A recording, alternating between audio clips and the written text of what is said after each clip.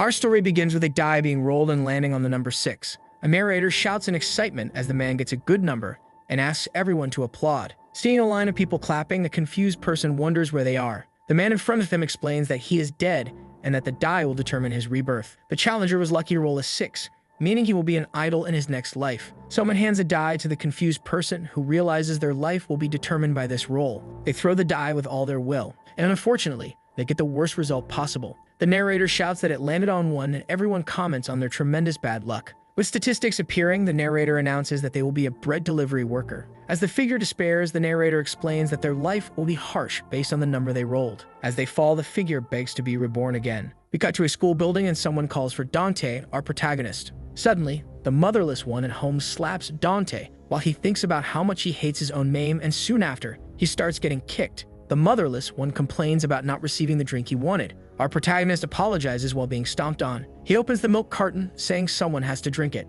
and Dante has the drink poured all over him as they laugh. Lying on the ground, he feels utterly defeated and reflects on how his life was doomed from the start, doubting he could ever change it. He slowly walks away, burdened by his failure, but suddenly sees a light. And of course it had to be a beautiful woman. Watching her pass by, he wonders how he could ever exist in the same world as a girl like her. They make eye contact and our useless protagonist hides in embarrassment. Dante explains that Yeonju is the most beautiful girl in the school. She rejects everyone, which makes him happy because if he can't have her, then no one else should. When he imagines someone winning her over one day, he nearly has a heart attack from jealousy. He thinks that to have happiness like that, one would have to have saved the country in their past life. In the hallway, someone walks by, rumored to be the one who started it all. The motherless one orders our protagonist to go fetch food for him, and our protagonist mutters to himself about how the motherless one always forgets to have breakfast. Thunju stops him and asks where he's going since the teacher is coming. Our protagonist is at a loss for words. Dante turns red and then lies, making it seem like the food is for himself. Our useless protagonist gets nervous, unsure of what to say,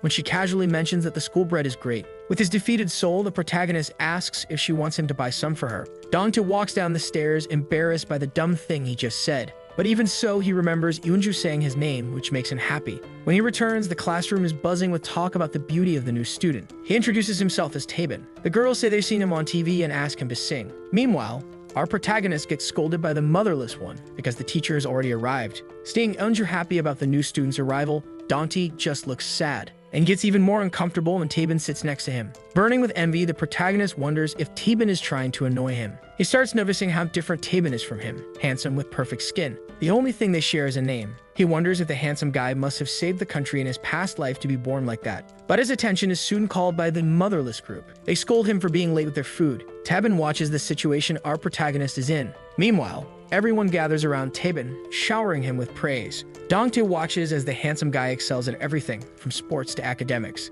He wonders how someone can be good at everything. Things that seem impossibly out of reach for our protagonist are just another ordinary part of Taebin's life. Dronzer talks to the handsome guy about the teacher wanting to speak with him. Watching the two get along so well, Dante feels like he doesn't belong in that reality. He remembers thinking he'd be happy just watching from afar. And suddenly, he runs away with his eyes closed. But he soon trips and drops all the food. People see him but simply walk past without helping. Dante just remains silent, overwhelmed by emotions. The motherless one, already irritated by the new student, gets even more frustrated with the spill of food, and he starts kicking Dante, ordering him to go buy the food again. Soon he starts getting beaten up by the motherless ones. As he walks with all his wounds, he enters the room, and there is Taebin using his phone. Dante sees him playing and comments on how nice it must be for him. Taebin gets worried about his injuries, but the useless one pushes him away and says it's none of his business. He quickly apologizes for being rude. While crying, he thinks about how great it would be to be Taebin and how lucky he is, saying that things would be different if he had been born like him. Taebin asks what he would change if he could change anything. Our protagonist asks him to stop saying such things since nothing will change. Taebin looks at him seriously and says he can change him as much as he wants. Our protagonist looks at him as if he had seen a single ray of hope in his life, and the handsome guy asks if Dante wants to play a game. Soon, we see the thoughts of our loser, who sees himself as a character with the worst stats. Maybe it's fate, but he was born to lose, and he watches the winners take everything he wants. Soon, our protagonist asks about the game while wiping his tears. Taebin coldly looks outside. He starts talking about it being an old school with small classrooms. Dante feels uneasy watching him speak. The handsome guy comments that just because they seem better, they pretend to be kind and rush to help. And if you're worse, they ignore or use you. Looking at Dante, he asks if that's fair. Our protagonist gets scared and asks why he's saying that. Taebin says that he thinks the same way. Worried, Dante thinks about how completely different he seems. The handsome guy asks if he would despise people if he were good-looking and tall, and if he became famous, it would be like living another life. Then he comments that it could be as easy as a video game. Dongtae looks at him in disbelief, then clenches his fists and asks if all that is possible.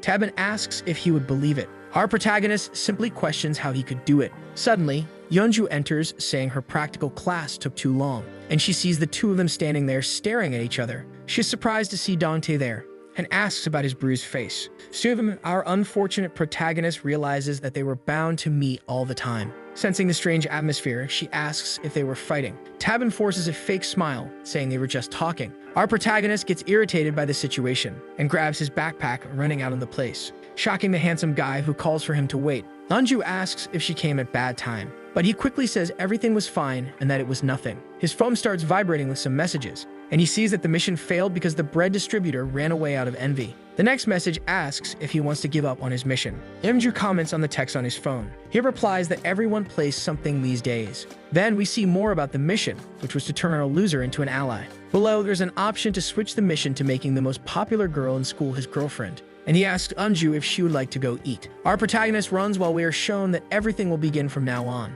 Already at home, Dongtae tries to study, but throws his book away, saying he doesn't care anymore. Amid the mess, he thinks he's an idiot. Soon he finds himself wondering if they are in a relationship since they always leave together. Our protagonist imagines various possibilities for this, but there is nothing to suggest they went home together. Suddenly, the rain starts falling and our protagonist runs to take the clothes off the clothesline line. When he steps outside to get the clothes, he immediately feels restless about what happened. In the shower, Dongtae seems uneasy as he recalls those words, and wonders if he could really change. Looking at himself in the mirror, he sees an ugly person with a bad personality, then quickly concludes that it's impossible for someone like him to change. While commenting that listening to that was a waste of time, his doorbell starts ringing. He walks to the door and someone asks him to open it quickly because it was raining. It was his mother, collapsed on the ground, completely drunk. She says she didn't drink, but she just went out because she was sad. Dongtae seems to already know how to handle the situation and simply helps her up. When night falls, the emptiness seems to swallow his life, and our protagonist thinks that nothing can change. At school, the motherless ones ordered Dongtae to fetch gym clothes. As he goes down the stairs, he comes across Yeonju. Embarrassed by what happened yesterday, he just greets her. But Yeonju asks him to wait, and she asked about yesterday because she was really worried, while our useless protagonist hides in the corner, dying of embarrassment. She questions him about his injuries, wondering if he fought with Taeban, and she worries that she might have caused it. Our useless protagonist says it's no one's fault, and as for the injuries, he simply tripped. He just thanks her for worrying about him. Dongtae looks at his future motivation for going to the gym as if she were a light in the middle of his sad life. At the same time, he feels out of place because he can now talk to the girl of his dreams. He looks down, too nervous. Our protagonist even tries to say something, but the words don't come out right, and just as he is about to ask if she was going somewhere, someone suddenly shouts that a fight is happening, and some students comment that the motherless group is going to beat up Taeban. They quickly get confused by the sudden news, but Yeonju immediately runs off to help him. When the protagonist tries to run after her, he slips and falls to the ground like a sack of potatoes. But he gets up, nearly in tears, worried about what might be happening. The news of the fight starts spreading through the school and everyone is talking about it. We see a large crowd of students moving toward the rooftop where the fight is happening and some comment that it's going to be a total beatdown. Dongtae hears some students say that the loser will have to change classes, and he wonders if Taeban is crazy, but he also thinks about how Yeonju ran off without even looking back. When he reaches the top floor, he has to push through a crowd of people. He soon finds Yeonju, who apologizes for running off suddenly, but he says it's fine, and he asks her why no one is on the rooftop. Then we see a student blocking the way, saying that the motherless group won't let anyone go up to the rooftop. With a sad expression, he explains that if anyone calls the teachers or tries to go up, they will kill Taeban. And up there, we start hearing the sounds of punches and kicks. Eunju says they won't let that happen. But when she looks around, everyone seems unwilling to help. So she says she'll go herself and starts heading up. That's where the nerd shouts for her to stop. Trembling, our protagonist steps in her way and says he will go instead. He explains that they already told him to bring the gym uniforms and getting slapped around is nothing new to him. Everyone falls completely silent as they watch him climb the stairs. Eunju seems to be the only one truly worried about him. Dongtae feels like he's just going to another ordinary place, considering how many times the motherless group has beaten him. As he opens the door, he sees a flash of light, and we see all the motherless guys on the ground, along with a cube in Taeban's hands. Our protagonist sees his hands stained with ketchup. Then in silence, he wonders how Taeban could have done all that, and he ends up asking him if he really did it himself. The motherless leader drags himself up after waking from his little nap and asks what kind of weird trick Taeban pulled, right as his hand gets crushed. Taeban tells him he shouldn't be complaining. He kicks him again and tells him to stay down. Dongtae says that's enough because they're already hurt. Tabin asks if our protagonist doesn't find this exciting. As he kicks the motherless guy again, he says that just because someone leads a group, they think they can be of others. The useless one calls him strange, both for what he said yesterday and for what he's doing now. But Tabin just replies that this is nothing more than a game. Our protagonist says that life isn't a game. Tabin laughs and agrees because it really isn't. But it would be a lot more interesting if it were. Then we see a mission on his phone instructing him to defeat the school trash, and he walks away. Dongtae runs after him, asking him to wait because something about this is really weird. And he finds himself surrounded by people praising Tabin for putting the motherless group in their place. Dongtae just stands there, watching the girl he likes worry about another guy, seeing everyone crowd around him, concerned. No one remembers that he was the one who went up to the rooftop, leaving him with nothing but the purest envy. Lowering his head, he sadly realizes he will never be like him. He can only remember Tabin saying that it was unfair, that just by looking better or worse, people will treat you differently. And that was being proven true right in front of his eyes. Dongtae starts thinking about the possibility that the game might be real, but he tells himself not to be fooled. If life were a game, he would just be a low-level mob. There's no way to adjust his stats or change his character. What a terrible game that would be. Only people born with everything can go around saying that life is just a game. He looks at Yeonju and questions how she doesn't understand that the person with her is neither kind nor gentle. Someone quickly asks if they are dating. They respond that they're not, despite holding hands. Dongtae promises to expose Tabin's true nature to protect her. Later, at the end of the day, everyone is already saying their goodbyes. And as expected, the two of them are leaving together. But our useless protagonist is right behind them, following. A truck passes and Tabin protects Yeonju from it, bringing them very close together. Dongtae bites his lip in jealousy at the sight. She thanks him and he just stands there, holding her in silence. Our useless protagonist nearly faints, thinking he was about to kiss her. But his phone starts vibrating, and they step apart. When Tabin looks at the message, he seems a bit uneasy. He says his brother doesn't have his house key and needs him to go open the door, so unfortunately, he won't be able to walk her to the bus stop. Tabin apologizes for not being able to take her, and they say their goodbyes. Dongtae remains watching his next steps. Wondering if he should keep following him, our protagonist takes the initiative. He wants to see if Tabin is really going home or not. Then we are shown what Tabin actually did on his phone. In reality, he was exchanging messages with the system, and he received a hide-and-seek mission. As night falls, Dongtae wonders where they are going. They enter a building and climb the stairs, but doesn't seem to be Tabin's home. Staying one floor below, he keeps moving forward. They soon reach the top floor, and the handsome guy heads to the rooftop and opens the door. Our protagonist calmly walks to the door and observes, and he sees Tabin standing there as if waiting for someone. He seems to be talking to someone on the phone and waiting, and there he stays looking at a message, getting irritated but still waiting. Dongtae, already starving, feels like he won't last much longer. Unfortunately, his phone vibrates, making a noise. Our protagonist grabs the phone, hoping Tabin didn't hear it. When he looks, it's just some nerd wanting to give him a note. At that moment, he just feels grateful for the notes. But suddenly, the place starts filling with purple and pink squares, and Dongtae hears a sound he's never heard before. Something shiny, which seems to be the center of everything, catches his attention. Wondering what it could be, he reaches out to grab it. But Tabin opens the door behind him and asks who's there. The protagonist freezes in shock and is clearly recognized. Then we get a cut, and he is running nonstop. When he arrives home, he takes a deep breath, and his phone starts receiving messages. Someone unknown, whom we'll call the system, asks if he saw a ghost since he looks so scared. Dongtae yells, asking if it was Tabin. The system says it's not the handsome guy and tells him to turn on the light since he's home. That scares him and he starts asking again who it is. He begins shouting, searching for where this person is. The system tells him he's acting like a stalker and asks if Dongtae wants to know how he knows everything. Then it jokingly asks Dongtae for money.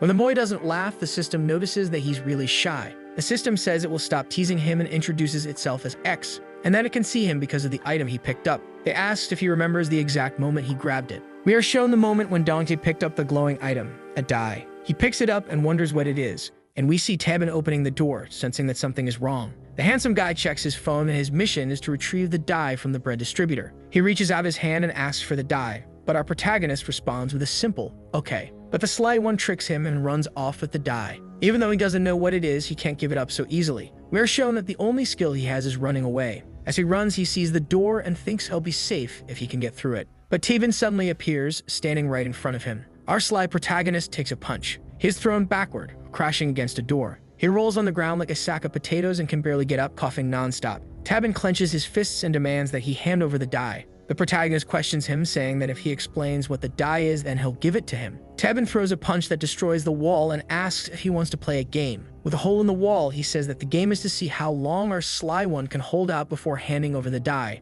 Terrified, he quickly remembers why he followed him there in the first place and decides he won't give up the die until he exposes Tabin. Dongtae gets up and starts running. and he says he doesn't know why it's important, so he's going to throw it away. But he gets caught and grabbed. The two start fighting over the die. They fall to the ground, still struggling. But at the moment when the die is about to be grabbed, it falls. Tabin looks shocked that Dante rolled the die. The die starts glowing pink, and the protagonist becomes intrigued by this color change. Then his phone starts receiving messages. X congratulates him for becoming a player. And then we cut back to his house, where he questions the meaning of the dice. The sly one picks up the die in his hand and observes it closely. He notices that the color changed after rolling it, and that Tabin stopped bothering him after that. The system asks why he seems so restless. Our protagonist asks several questions, such as what the dice are and how he is being watched. X says it will be a long conversation, so he will start with the basics. The die in his hand is a cue that can change everything. Dante tries to remember when he first realized the world wasn't fair, that kind words are just words, not actions,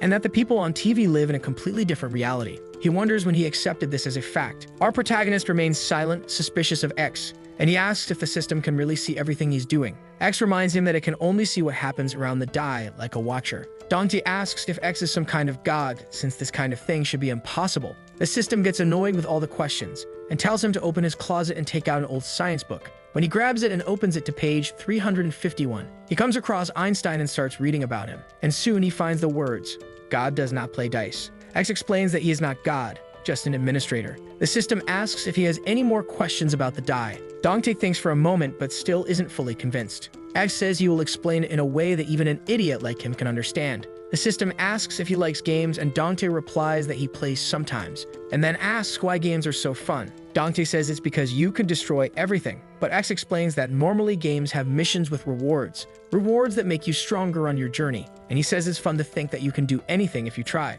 How could real life ever be better than games? To have a life better than a game, you would have to be born into a rich family or have a special talent. With the dice, your life becomes a game. The more dice you have, the more stats you can improve, and logically, the higher the number, the more points you get. Dante asks if it can be any skill. S says it can be anything from strength to appearance and wisdom. As the system explains the missions, Dante remembers everything Tabin has done. And with each mission that arrives via message, you will be rewarded with dice. The blue die can be owned by anyone and turns red when rolled. And once rolled, the die belongs to the player, along with the number of points it landed on. Then through synchronization, the system allows you to improve any of your stats. And once the process is complete, the die returns to white. Dante says the names sound like something from a random app. X says it's simple. Just complete missions, earn dice, and change anything. Our protagonist asks if the same thing happened to Tabin. The system laughs and sends him a photo. The idea asks who that is, and X tells him to look in the mirror. How sad must it be to be like that? And X reveals that it was Tabin some time ago.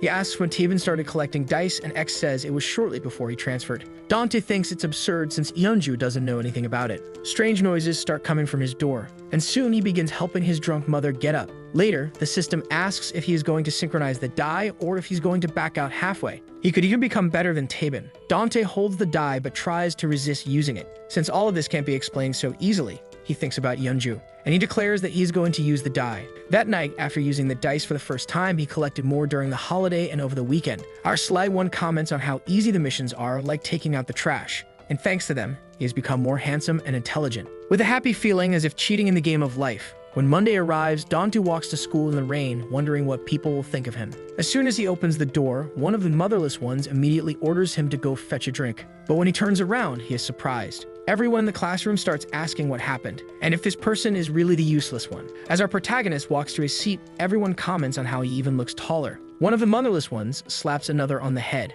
They know it's still him, but they seem intimidated. Motherless Jr. steps forward and starts asking if he's wearing insoles or something. The leader of the motherless ones also asks what he did to his skin. And when Dante doesn't answer, they ask if he's scared. Looking down at them, he realizes they don't seem as threatening anymore. Observing the bruise on his arm, he finds them ridiculous. What once caused him overwhelming fear now seems like nothing. As our protagonist clenches his fists, thinking of standing up to them, one of the motherless ones suddenly intimidates him, and he instantly returns to being afraid. He quickly remembers that he only upgraded his appearance and physique, and regrets not choosing at least some strength. He quickly grabs his backpack and asks if they only want 3 sodas, and our useless protagonist runs off to get them. As he passes by, everyone notices how much he has changed, and Dante recalls how he has always been just a bread distributor at this school. He runs with them, thinking about which attribute to upgrade next. He quickly hands them over and says he bought cheese bread since there wasn't enough soda. The motherless one looks at him with complete disdain. and grabs him, accusing him of doing it on purpose. He quickly notices people murmuring, realizing he's no longer invisible.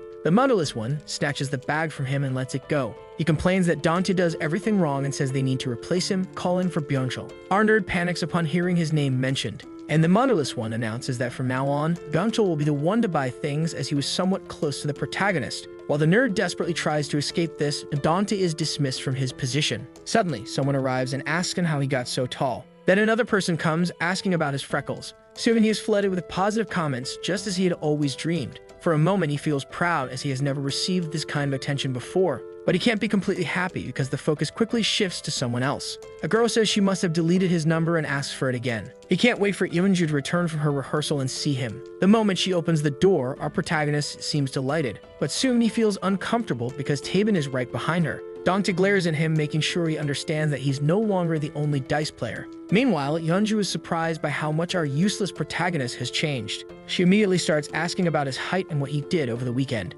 He hesitates, unsure of what to say, and blurts out that he went to visit a temple. But then he realizes how stupid that sounds. Only the god of mercy would accept him. Eunju takes his hand and congratulates him. Our protagonist turns red at her touch and thinks that living up to this moment was worth it just to experience this. He simply thanks her for her kindness, but then Taeban grabs her from behind. She asks what he's doing since everyone is watching. Taeban says that Dante should congratulate them too, because they are finally in a relationship, leaving our protagonist frozen in shock, and he asks if Dante will congratulate them. With his heart pounding and his emotions in turmoil, everyone tells him to stop doing this in the classroom and to find a room instead. While Taeban laughs along with everyone, Dante feels like he just got stabbed in the chest. He feels like Luke losing his arm to Darth Vader, like he just took a kick from Leonidas of Sparta. His pride on the very first day of class was thrown off a cliff. With the dice, Dante thought he had finally reached the heavens. Sitting down, he listens as the team thanks Taeban for scoring the final goal, and they call them lucky for dating such a beautiful girl. Someone asks how close they really are, and Taeban casually says they're just students.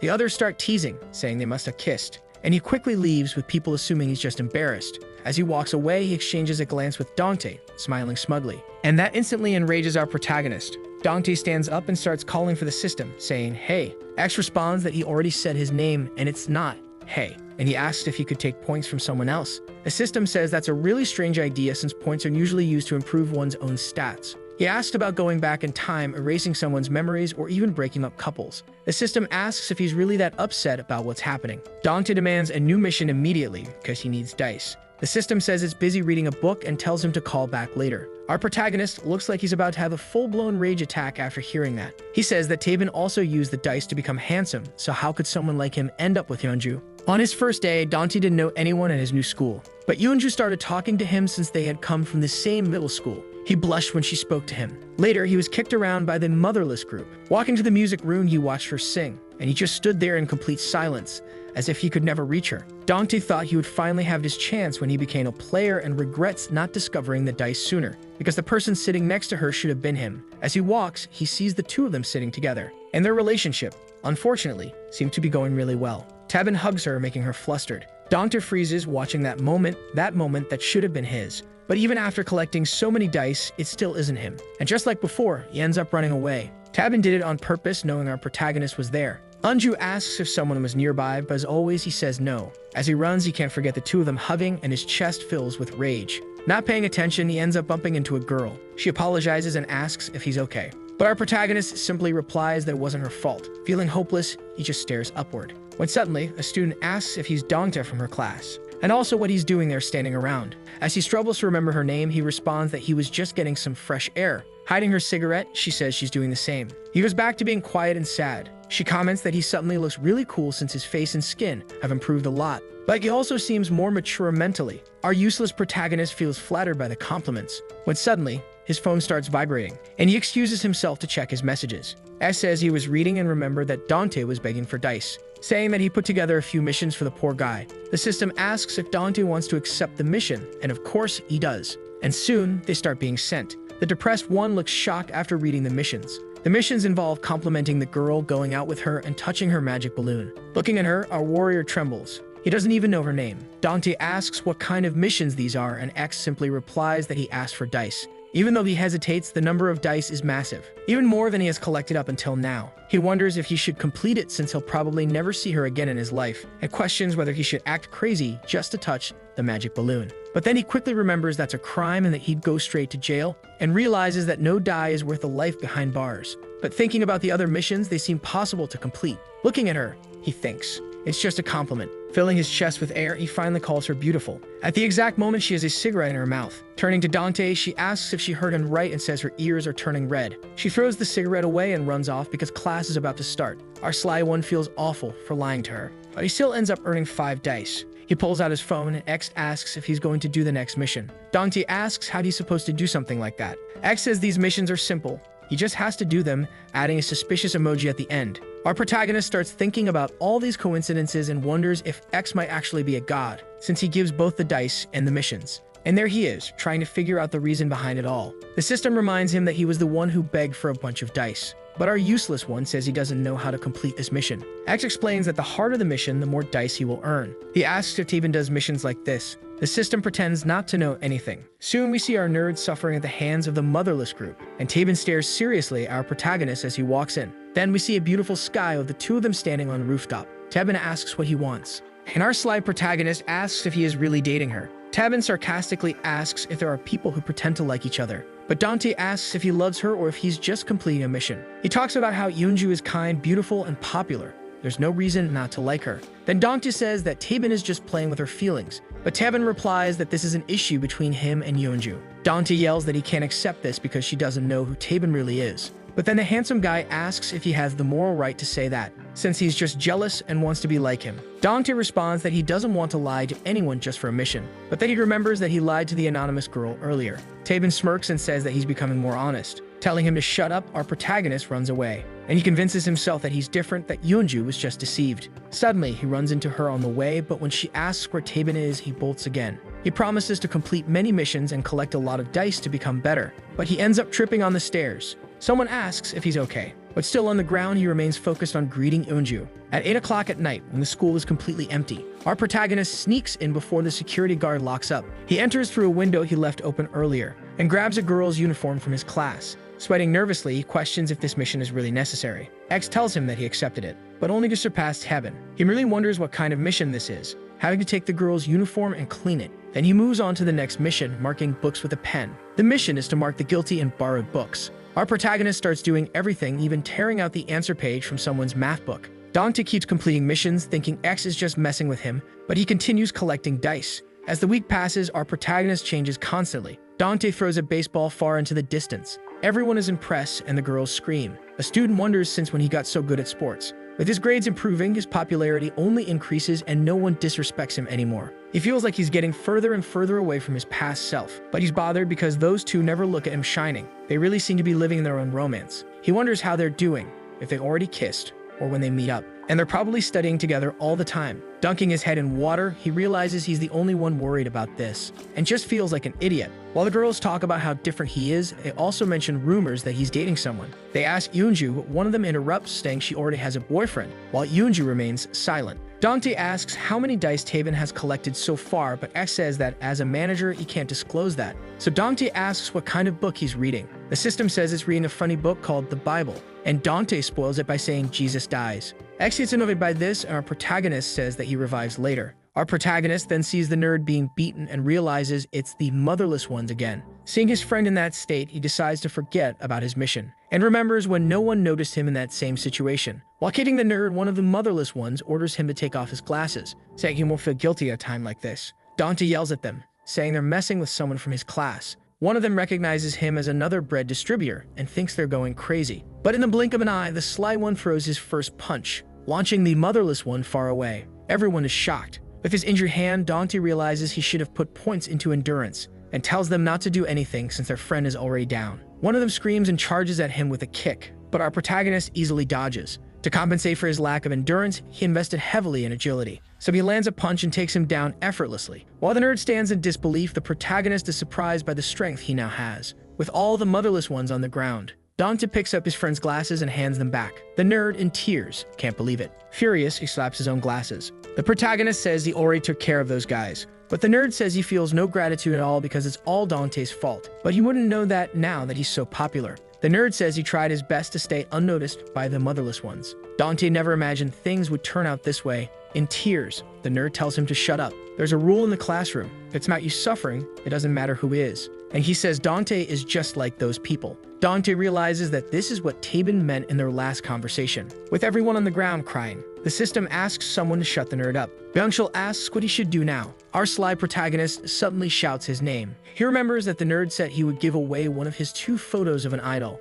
As he stands there, he doesn't seem to understand anything. The protagonist throws a die in his direction. He catches it, staring intently at the glowing die. X freaks out, asking what the hell he's doing. The sly one smiles and congratulates him on his good catch. By nightfall, our protagonist is on the rooftop. As his clothes sway in the wind, he asks X if he's reading something, and if the nerd rolled the die he received. Counting their new player, they now have 3 known players, so he asks how many are out there. But the system just gives the same vague response to all his questions. He gets irritated and asks if X is mad just because he gave a die to a friend. X says he isn't upset, but rather busy, since he has to take care of all the players. No player wants their identity revealed because it would be problematic if ordinary people found out, so he won't say anything. He asks if Dante is happy with that, and why he gave the die to that kid. Our protagonist looks at that question, but he doesn't remember why. He's sure he had a good reason for giving it away, and sarcastically, X tells him to increase his intelligence stat. Our protagonist just laughs at the joke. While looking at the horizon, he says he just wanted to give the die because he knows what it's like to be just a bread delivery boy. X warns that the nerd might spread the game, but Dante says that's impossible since it would ruin his advantage of being one of the few players. He says X is asking too many questions about the die. The system says everything could have been better. Our protagonist doesn't understand at the moment, but he thinks things will get more interesting. At school, everyone seems to be talking normally. As the protagonist walks by, he hears the motherless group complaining that the nerd hasn't arrived yet. Dante figures he might have stayed up late thinking about which stat to increase. He imagines the possibilities. Maybe the nerd became handsome or even good at sports. When he opens the door, our protagonist looks straight ahead, already knowing who just arrived. The nerd who walks in looks the same as always, still staring at the ground with a frightened look. He wonders if Byung-chul leveled up something different. As he watches him walk like the same sad kid as before, he thinks about the sadness in his expression and whether he didn't know how to use the dice properly. As he sits down, our protagonist realizes he'll have to ask him. But as he stands up, he sees the motherless one already picking on the nerd. The guy takes the nerd's notebook and says some students from another class are looking for him. Byung-chul demands he give his notes back. The motherless one throws the notebook on the ground and asks if it's dirty now that he switched classes. Looking at the nerd's head, he says he sees a gray hair, and when there's one, it should be pulled out. He grabs his hair and yanks some strands out while the others laugh. With his head down, the nerd weakly asks him to stop, but the guy keeps going, saying he pulled out the wrong strand. The protagonist looks at the scene with disgust. He clenches his fists in rage. As the motherless one continues pulling, he says he'll get the right one this time. The moment he pulls, Byung-chul snaps in anger. He raises his hand and yells, telling him to stop before landing a punch on the motherless one's ribs, breaking them. The guy is sent flying across the classroom, crashing into the chairs before hitting the wall. Everyone in the room watches in stunned silence, from our protagonist to the background characters. Then we see the nerd standing up from his seat, and the motherless one lying completely wrecked on the floor. As the others start shouting, some talk about calling the ambulance. While everyone rushes out to get a teacher, Dante just stands there, still completely silent, watching the nerd smile after doing that. Still smiling, he turns and thanks our protagonist for giving him that power. Still shocked at what he just did, he asks if this is what it feels like to feel good. As we see Dante frozen in disbelief, the nerd is just happy that he will never have to obey anyone again. And he turns to our protagonist, finally considering him a true friend. As the nerd walks away slowly, Anju looks at him, confused and scared. Some people stand frozen, while others rush to help the motherless one. But as Byung-chul walks past, no one moves a finger or says anything to him. The boy on the ground is helped up by his friends, coughing weakly. One of the motherless ones yells, asking why he did that to a friend and if he has lost his mind. The moment he hears the word friend, the nerd stops. He turns back and asks who exactly was his friend there. The person who hits him for not answering correctly. The one who throws him into dirty water just for fun. The nerd starts stepping forward again. As he clenches his fist, the extra trembles in fear. Suddenly, Dante appears in front of him, asking him to calm down a little. He compliments his speed, but questions why he's defending those people, politely asking to be let through, thinking that at the very least, a protagonist would understand him. But Dante stops him, saying that the motherless one is already finished, and if this escalates, it won't be good for anyone, especially him. The nerd puts his hand on his head and asks if that was a threat, and if it's just because he's fast. Then he asks if Dante wants to fight. Clenching his fists, he wonders who would win, strength or speed. He keeps repeating that he didn't mean that and doesn't want to fight at all. He asked again to be let through. But Tabin interferes, telling them to stop because they're crossing the line. The nerd turns and glares at him, asking who he is. The three of them stand still, staring at each other, because even the slightest movement could trigger a fight. However, the teacher suddenly arrives, asking what's going on, and rushes to help the motherless one. Byung-chul seems restless when suddenly his arm pulses. He immediately clutches it, clearly in pain. Then he dashes out of the classroom. Our protagonist tries to go after him, but Tabin grabs his hand, stopping him, and asks if he gave the die to the nerd. While he questions why Dante would do that, our protagonist overhears students calling an ambulance for the motherless one. Nervously, Dante insists that the nerd isn't like that he was probably just overwhelmed by everything. Still in shock over the situation, he thinks that he didn't give him the die for this. Tabin pressures him, asking if he's going to start handing out stolen dice like charity now. With force, our protagonist yanks his hand away and tells Tabin to stop being selfish, since he also became a dice player just the same. Then he takes off running again, rushing through the school searching for Byung-chul. Suddenly, through the crack of a door, he spots the nerd curled up and seemingly in great pain. Our protagonist knocks on the door, saying that he finally found him. The nerd flinches, startled, and turns around. He looks at our protagonist with a desperate expression, while holding onto his left arm, which clearly doesn't look okay. Dante asks what happened and if his arm will be alright. The nerd replies that it's nothing and lowers his head. Then he asks how, in just one day, Dante gained all that strength, and if he spent the entire night collecting dice. Byung-chul suddenly bursts into laughter. Then he reaches into his pocket and tosses 6 dice onto the desk, stating that he gathered that amount in just one night. Our protagonist is stunned, because that shouldn't be enough to gain that much strength. The nerd laughs and says that Dante really knows nothing about dice, and that's why he only used them for his looks. Byung-chul explains that at first he thought it was all fake. After all, how could a magical die be real? But he was shocked to find out it was true the moment he rolled it, and he wonders, what exactly is this magical die? Because it's driving him crazy. With this power, they could completely change the laws of nature and human existence. He keeps questioning in different ways if it's possible to prove this ability through science. That's why he ran tests, experimented, and gathered some data about certain dice. X chimes in saying that, theoretically, you can enhance any ability you want. You can completely surpass the limits of the human race, or not. If you increase human endurance enough, you could deflect bullets. And with no limits, how many meters could you jump with your bare hands? Could you stop a speeding car? The nerd, lost in thought, relentlessly questions, what are the true limits? Byung-chul seems to be completely mesmerized as he talks about the subject, and he explains that the easiest thing to test at the moment was strength, so he used a contact tester to provide data for his research. He discovered something interesting, because the more you concentrate on a skill, the greater the change. Compared to using dice on the entire body, if you focus them only on your arms or the palm of your hand, the difference in strength is enormous. You could call it a restricted amplification to a specific part of the body. That's why his right arm doesn't look much different from his left arm. But when he presses down on the desk in front of him, he completely crushes the wood, proving that his left arm is on a completely different level in terms of strength. Holding a piece of the shattered wood, he crumbles it in his hand. Dante asks if that wouldn't be harmful to his body. The nerd says it does seem pretty unbalanced, and it's more like a potential energy that he can tap into, making him invincible. The protagonist asks what would happen if he increased the skill even more. And the nerd says that now that he thinks about it, he's having all kinds of new ideas. He stays silent, seeming uncertain about all this new information regarding dice. Byung-chul starts thinking again, if he can exceed human limitations, he might reach something that no one has ever dreamed of having, like telekinesis or telepathy. Our protagonist is completely amazed that he even mentions psychic powers and looks at him asking if, for example, the nerd could actually do that. And unfortunately, he responds that he can't. But he explains that he can't yet, but someday he might get there. He says he tried using dice to obtain psychic abilities, and when he rolled one of his dice, X asked which skill he wanted to level up. The sly one said he wanted the ability to see through things, for profit of course. But an error occurred when trying to upgrade that particular skill.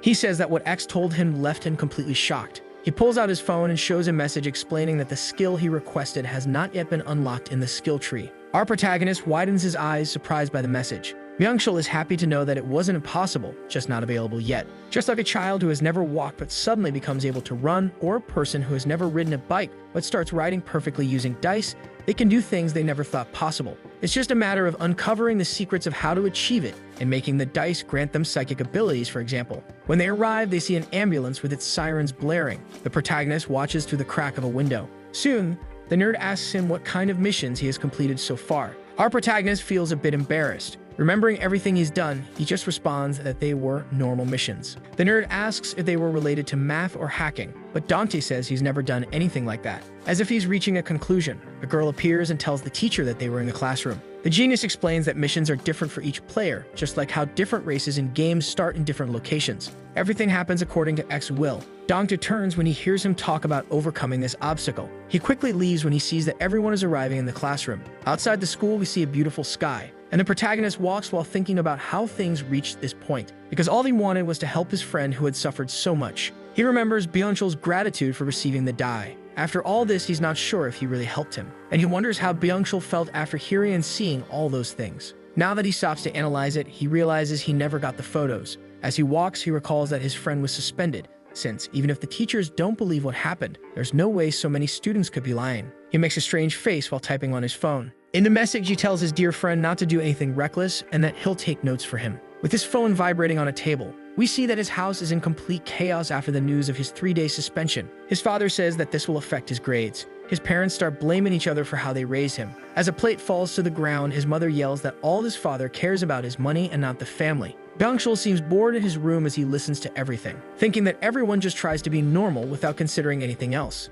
Then he starts typing, completely focused. As he writes, he says that with the dice, someone like him could dominate the world, for example, instead of following this normal and boring life. As night falls, we see our protagonist building, and there he is, worried about his friend and frustrated that he's not responding, wondering if the nerd is really trying to gain powers. In a thought, we see a host calling a guest to the stage. The audience is thrilled to hear that someone will showcase psychic powers. Then the nerd appears, dressed like a monk, now showing that he can float with his powers. In an interview, the hosts ask the next person to introduce themselves. That's when our protagonist steps up and says he can levitate objects, and they ask him to demonstrate. In brief and sarcastic thought, he manages to lift something. Back in reality, he realizes that powers like that are completely useless in the real world. What the dice allow him to enhance is already great. His phone vibrates and he thinks it's his friend, but it's X saying that they are there with him. Our protagonist says that she's noisy. The system asks why he's so down since he was doing great with all the girls texting him. X starts reading off some of the messages, some of which are pretty embarrassing, and Dante tells her not to look at other people's messages. But soon, she brings up Yeonju. The protagonist says that Yeonju isn't the type to send messages. He asks if his friend will be okay and if it's really possible to do that kind of thing with a dice. But X says they are just a GM and can't say, saying that as long as the rules aren't broken, everything will be fine, and that just as some seek beauty, others seek power. Their goal is simply to observe all the players, watching their ambitions and achievements. Dante wonders what the handsome guy wished for with his dice. Meanwhile, the nerd is deep in his research. He wakes up to strange noises around the house. Someone has arrived. His mother informs him that a classmate is here to see him. Curious, he turns to go meet them. Looking at the moon, he sees that it's Tabin. The nerd walks down the stairs and stops the moment he sees him, clenching his fists as soon as he spots him. He demands to know why he's here. The handsome guy tells him not to worry about his visit, explaining that no one likes when things get this big, much less drawing attention, and he asks him to go somewhere quieter and more secluded. In the heavy rain, we hear loud rumbles as a scene from a year ago begins to unfold. As the elevator doors open, we see a boy crying, lost in his thoughts, wishing he had never been born ugly. But something that was determined at birth can never be changed. When he reaches his destination, he walks onto the rooftop, stepping into the rain, and climbs over the railing, holding on with his hands, consumed by his torment. When he looks down from the building, he remembers how everyone in his school mistreated him as if he weren't even human. Surrounded by these overwhelming thoughts, he wonders if, through death, he might finally find freedom and happiness. With both feet now on the edge of the building, something suddenly falls. Out of nowhere, a watermelon crashes to the ground, completely smashed. Still trapped in his mental battle, the boy gasps for breath, entertaining the terrible thought that if he were to break, he would finally be free. He thinks that none of his classmates would care about his tragic departure, but reconsidering, he realizes he can't die just because of people like them. Unsure of what to do, he wonders what path he should take. In the midst of his loneliness, footsteps echo behind him. Someone asks him to give them his life since he's about to throw it away. When the boy turns to see who it is, unfortunately, he slips, his body left suspended in the air. The figure manages to catch him, gripping his hand tightly. But as they try to pull him up, the boy starts struggling, trying to let himself fall. His shoe slips off and drops from the building. He looks at the sheer height of the fall. Tears start streaming down his face as he finally begs to be saved. The hooded figure tells him that today he has died. The boy cries, his eyes overflowing with emotions. But the person explains that he has also been reborn, pulling him back up onto the rooftop of the towering building. Lying on the ground, the boy is still overwhelmed by his turmoil. The person tells him happy birthday, with his gift in hand, a die. We see the glowing die marking the beginning of a new story for the boy. He also seems to realize just by looking at it that his life will change the moment he picks it up. Looking at the large moon in the sky, Tabin stands there, watching from a distance. The nerd asks him about the place and why he had to turn off his phone just to talk to him. The handsome one stays strangely quiet, observing the area. But he says this place is good for watching. And now with the phone off or without cameras, X won't be able to see or hear their conversations. He says he just wanted to check something. Byung-chul gets annoyed that he called him out here just for that, but says that he also wants to check something with Tabin. Then the nerd suddenly lunges at him and throws a powerful punch in his direction. But Tabin dodges and the wall behind him shatters on impact. The handsome one gets a cut on his cheek, and the nerd's hand continues destroying everything in its path, but Tabin keeps dodging. Looking ahead, he spots an opening, and immediately lands a solid kick on his opponent, which sends Byung-chul flying and ends up breaking his arm. He asks why this is happening, and the nerd simply confirms that Tabin is also a player. Our genius connects the dots. Tabin's arrival, Dante suddenly becoming handsome, meaning it's highly likely that Tabin gave the dice to the protagonist. Clenching his fists, he wonders how much his abilities have been upgraded. Preparing another powerful punch, he says he needs to know his real strength. Tabin smirks, thinking this guy is just crazy. Our nerd shouts, asking if Tabin has supernatural powers. Tabin looks confused by the question. Byung-chul explains that X only said the abilities weren't unlocked yet, and someone like Tabin must have them since he's at a higher level. The handsome one tells him to stop reading so many mangas, because that's impossible. Even if such powers did exist, he wouldn't have a reason to use them. He also points out that the nerd's left arm is in pretty bad shape after using it. He steps forward, betting on whether the nerd will use his powers or not. Tabin calmly watches as his opponent approaches.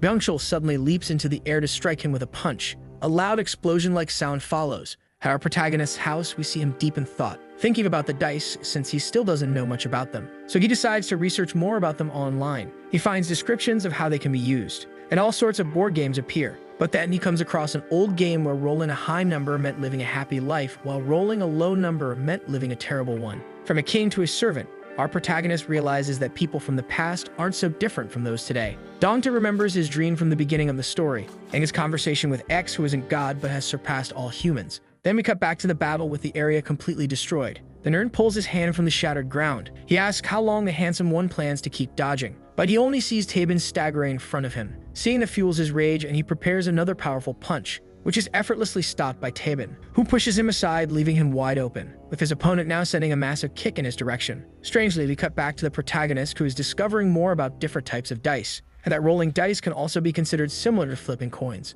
We see the nerd hitting the ground, severely injured. A coin falls from his pocket and spins, something that might be important later. Tabin slowly approaches him and asks if he wants to stop fighting now. The nerd tells him to shut up, still ready to fight, but unfortunately, his arm reached its limit a while ago, causing him immense pain. Tabin threatens him for his recklessness with the dice, saying that if he keeps going, he'll have his hands ripped off so he can never roll them again. He starts walking away, telling the nerd to stop thinking he's powerful, but Byung-chul asks if he knows anything about X and if they've met before. The handsome one says he doesn't know anything. Our nerd smirks because he knows something that no one else seems to realize about the system. Our protagonist walks, thinking about how days have passed without any messages from his friend or his beloved, only from people who weren't important to the last romantic. He comments on how the classroom feels more peaceful. The only thing different was the 2 empty chairs, but everyone ignored them, and he starts wondering if his friend will really stay quiet about the suspension. Our protagonist watches the happy couple in his class when someone steps in front of him and calls his name. It was the smoker girl asking what he was doing. She invites him for a coffee, and he accepts. They comment that the exams are getting a bit tough and complicated and ask how Dante is doing with his studies. Our cheater says he's studying, but in reality he's just increasing his intelligence using the dice. On a very pleasant day, he orders some food from a store, jumping with joy as he finally holds his own meal in his hands, because until now he had always bought food for others, never for himself. Suddenly, he spots the nerd walking down the street. Without hesitation, our protagonist doesn't waste any time. He says he has to step out for a bit and runs after his friend, stopping in front of the nerd and reminding him that he's still suspended. His friend seems off, so he assures him that he just came to talk. The nerd asks what skills he has leveled up with the dice during this time, and our protagonist admits he focused on intelligence since exams are coming up. Then he asks if Byung-chul is feeling hot wearing those clothes, but the nerd simply says that he has learned something about X. Our protagonist finds that fascinating, but then his other classmates arrive. He tries to talk to the nerd, but with everyone there, his friend says he'll tell him later. The smoker girl teases him for being near the school while suspended, but the protagonist says he's just visiting. He then says goodbye to his friend, telling him he'll see him tomorrow. Once the nerd is alone, he seems strange, with his arm and hand oddly covered. Then he pulls out his phone and sees a new message, and he smiles upon reading that he has a mission. But it's dangerous. His new objective is to set fire to the school. Time passes and it begins to get dark. A few students walk nervously, afraid because they're leaving school late. They comment about rumors of ghosts in the area. Among the bushes, someone is hiding. One of the girls notices and starts to feel scared. They are hidden in the plants. We see the nerd holding a gasoline canister. At home, the protagonist feels uneasy because his friend didn't seem normal in their last conversation. So he quickly gets up from bed and grabs his phone, asking about the time he gave the dye to Byung-chul. X had said it was a good idea, but suddenly the screen starts acting weird. He notices that his message is just disappearing. Out of nowhere, his friend knocks on the door and steps inside. Dante asks what he's doing there at this hour, but the nerd only says that his left arm feels different, and as he turns, we see that his arm is falling apart. The protagonist wakes up from this nightmare, feeling restless. He just wants to get some fresh air. He grabs his phone and sees a message from Byung-chul,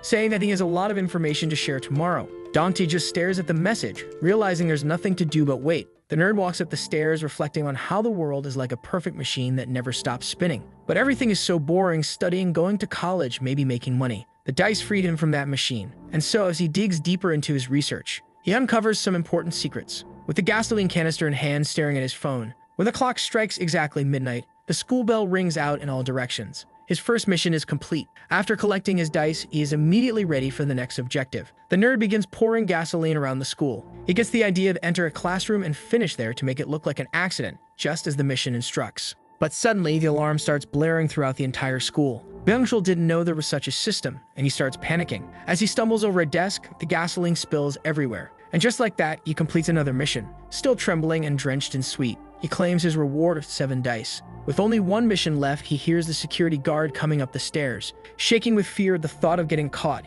he grabs a lighter to finish the job. As he lights it, he burns himself from the heat and drops it by accident. Byung-chul says he did everything, even though he never actually lit the fire. But X comments that it looked pretty fake when he dropped the lighter. The security guards start rushing toward the classroom. Our nerd screams, demanding that the system give him the dice immediately. X says he's terrifying and agrees to hand over his reward. The glow appears, and he wastes no time grabbing the dice. Then he bolts out of the room, pulling up his hood. The guards spot him leaving. They shine their lights on him. He immediately sprints away, determined not to be caught. A guard appears at the stairs, blocking his path. He asks who's there, but our nerd is completely frozen in shock. He finds himself in a complicated situation where he doesn't know what to do. Unable to use his left arm and without time to roll the dice, he realizes he needs to hide somehow. Suddenly, the guards lose sight of him and can't tell where the intruder went. But one guard becomes suspicious of a window, with his flashlight pointing toward a bathroom window. He walks around, carefully looking in all directions. But when he reaches the window, he just starts smoking. Next to the window, we see Byung-chul hanging from a pipe. But the pipe doesn't look very stable, and the guard won't leave the window.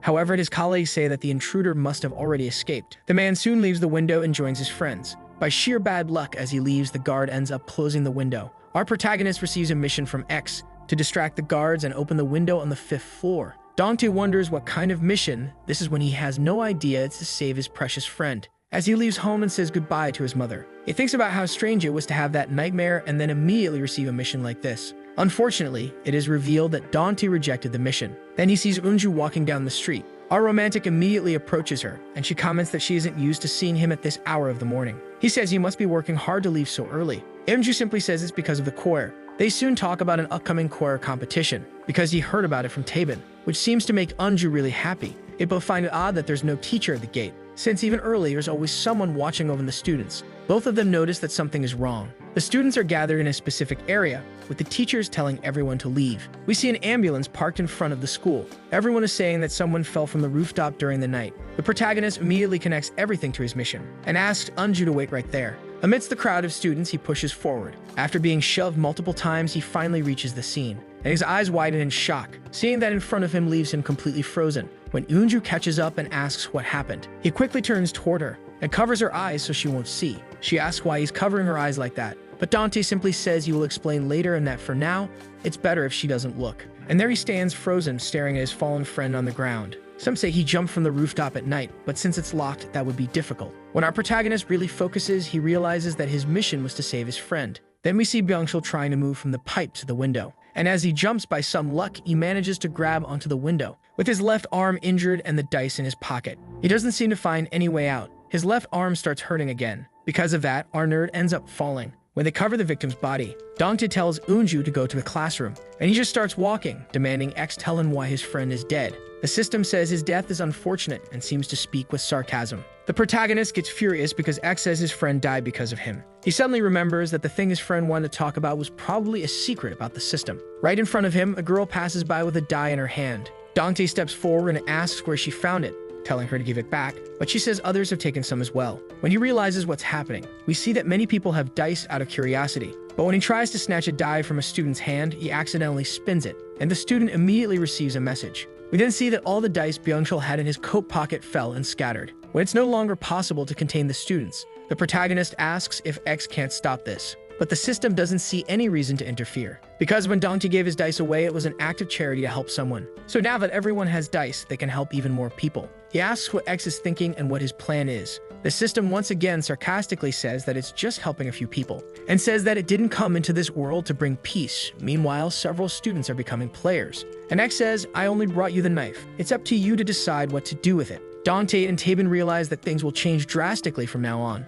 A few days later, the teacher asks everyone to be quiet, because now he's going to announce the test scores. When the first place student scores a perfect 100, everyone applauds. The teacher mentions that there were others who also scored 100. Then he tosses the test papers into the air because everyone had passed with a perfect score. He thanks Dongtae, saying it was all thanks to him. Our protagonist finds it strange to hear that, and sees everyone thanking him for everything. But soon, he begins to feel overwhelmed as he is surrounded by his classmates. Byung-chul appears behind him, stating that he knew he was a true friend. Then suddenly, Dongtae wakes up from yet another nightmare. He runs his hand through his hair, relieved to realize it was just a dream. A new message pops up on his phone, informing him about his best friend's funeral. We see that our protagonist is not okay. He just wants to wake up from this terrible nightmare. Byung-chul's funeral takes place a week after the incident, and unfortunately, his parents found out that he had planned to set fire to the school. Dongtae picks up a white flower to place on his friend's casket, but deep down he knows something is off. Byung-chul was too smart to die like this. He asks X about the mission his friend received at school,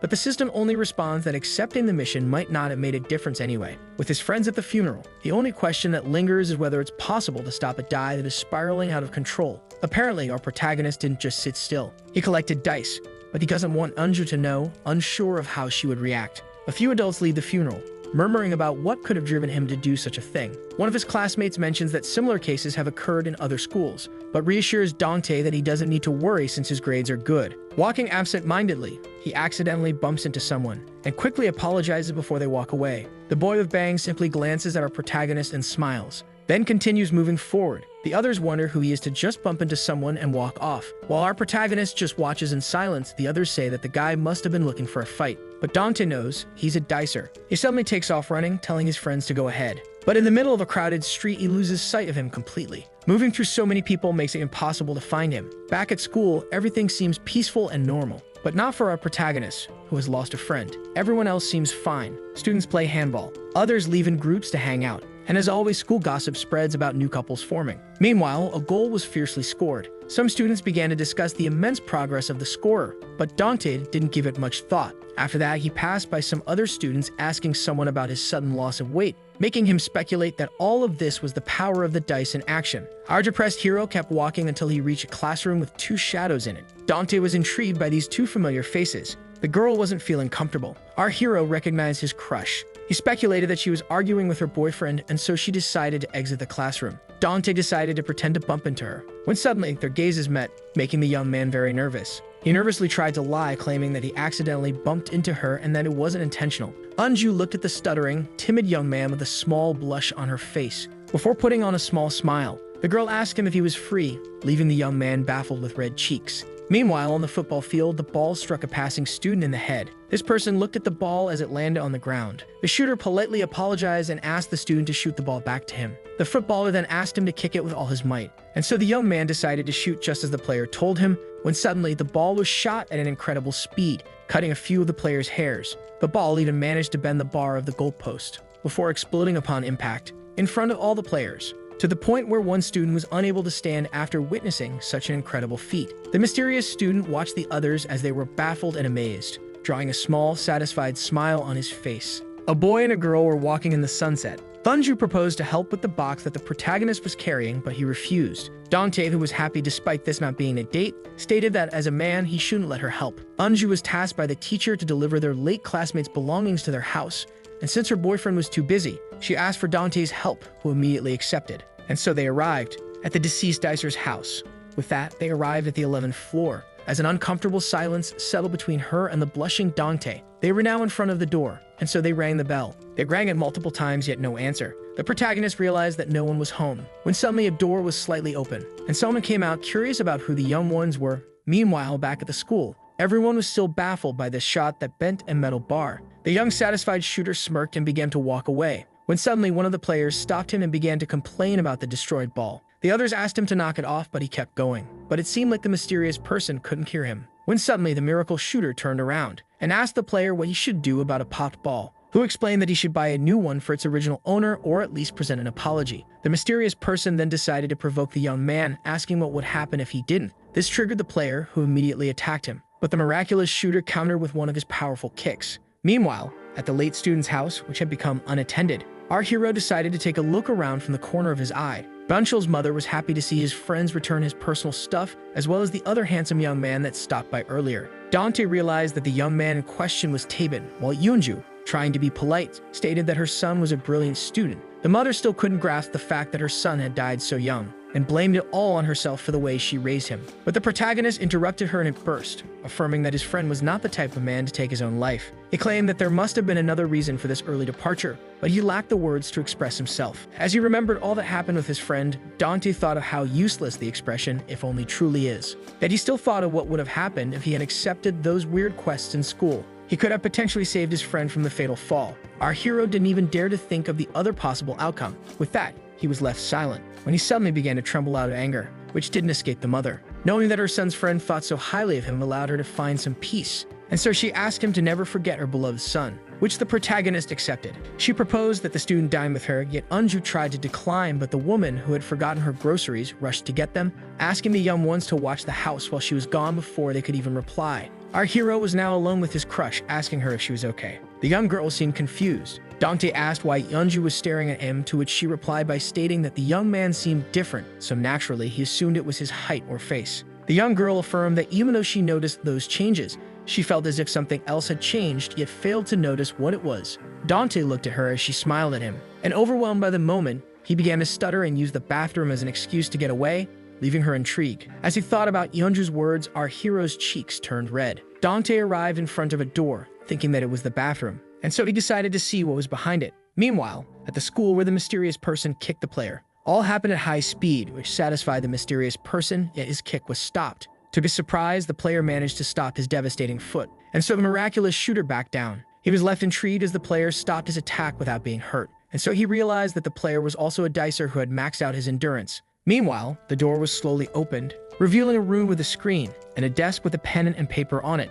The protagonist realized that this was his late friend's room. With that, he walked in, entering the late dicer's room. Dante noticed that the mother left her son's room as it was. This left the protagonist wondering about the data his friend collected about the dice, and what Byung-chul had actually discovered. Dante then approached the notebooks on the desk, when he was suddenly startled by Yunju calling out his name, making the pile of notebooks fall. One of them had the word and the drawing of a die, piquing the young man's curiosity as he noticed the magic word. The curious Dante picked up the notebook. The notebook was filled with data about dice and the dicers, which didn't escape the protagonist's attention, and so he started to turn the pages. The notes told about how their writer failed to know more about X and what's essential for dicers, along with their ranks that can be climbed with new skills. This notion of rank intrigued the young dicer. The late student classified Taben as an A rank, while the protagonist was a B rank or something inferior. Byung-chul also wondered about the limit of the skills, and so he decided to hack into the server in order to expand his knowledge, leaving the young man shocked. Dante then started to flip through the notebook for answers, but what followed didn't concern this subject. The late dicer wondered what would happen if everyone became like him, stating that it was unlikely. Yet the spread of the dice did indeed happen. Byung-chul seemed to be fascinated by the idea of more dicers. Being a dice user depended on being the biggest part of society or not, and being able to keep the secret. More dicers would surely appear, and so its users would start to fight. The player stated that the mysterious person didn't obtain enough dice, while the other players decided to break their fight, and so one of them claimed that the ball was of no importance anymore. But just then, the foot of the mysterious student broke someone's arm, while the protagonist wondered if the spread of dice would separate the dicers from the others. And so if the number of dice users increased, and more dicers were born, the world would be ruled by the dice, And just like the broken arm, such accidents could happen once more. The boy who tried to stop the two dicers from fighting was lying on the ground, agonizing in pain with his shattered arm, leaving the two of them shocked and speechless. And so all the students rushed to him, while the two dicers were surprised by this one intervening. With that, they wondered if they should cease their fight, when suddenly one of their phones began to vibrate. One of them received new quests. The first quest was to keep fighting to the end, while the second was to hurt an innocent student by accident, and lastly, gravely injure another one. The mysterious person was baffled by the outrageous quests that he received. But just then, the player's phone also vibrated. It turned out that both dicers received the same crazy quests. The miraculous shooters were revolted to receive such scandalous demands. But just then, the player started to count the bystanders. This intrigued the mysterious student, so the player revealed that he was wondering if this quest was, in fact, applicable, leaving the other in a state of stress and unease. After that, in the night, Dante and Eunju decided to go on their way. It was dark, and the streets were illuminated by the lights. Eunju thanked the protagonist for his help, but Dante shook it off and stated that the late student's mom seemed exhausted. Suddenly, a truck came by, making the blushing protagonist get close to the girl in order to avoid it, and so the truck passed by. Dante then asked Eunju her opinion on a potential world like fiction with superpowers. The girl didn't think that these abilities would be very useful. The protagonist then asked her about a scenario where humans could change their looks, intelligence, and physical abilities to their will, making Eunju think for a while. In the end, she revealed how she believed that people should live with what they have, unlike when she was younger, and how she wanted to work hard with her own qualities. Eunju revealed being curious about this question, so Dante claimed it to be a way to kill time. Yet the girl revealed how wonderful it would be if she could use psychic powers in order to get more time to practice, making the young man ask for permission to watch her competition. But when he proposed to have dinner together after the competition, Eunju politely declined, stating that she would go out with her boyfriend. And so an awkward silence settled. Eunju then insisted on walking on her own, yet the protagonist insisted on accompanying her. But the girl revealed that such kindness would give others the wrong idea, leaving him silent. And so they parted ways, with Dante watching her until she disappeared into the horizon. As he walked away, he thought about Eunju's opinion. That night, the night sky was bright, decorated with stars. With the notebook in hand, our hero admired the view, as this way of life was also challenging for him. Later that same night, Dante texted his crush to make sure she returned safely. The protagonist was unsure of the words to use in his text. After some thinking, our hero found the sentence, and after gathering his courage, sent the text. Dante was happy to see that she quickly responded to his message. Our blushing hero then said that he'd see her the next day at school. Her reply with a good night filled the young man with excitement. Dante couldn't be happier. But just then, he received a text from a different person. Ash was aware that the dicer was disappointed that it was him texting and not the girl, before teasing our hero about it, making him blush in embarrassment. Dante decided to ask X something, piquing his curiosity. At first, he hesitated, but then the protagonist revealed that he had read his late friend's notebook.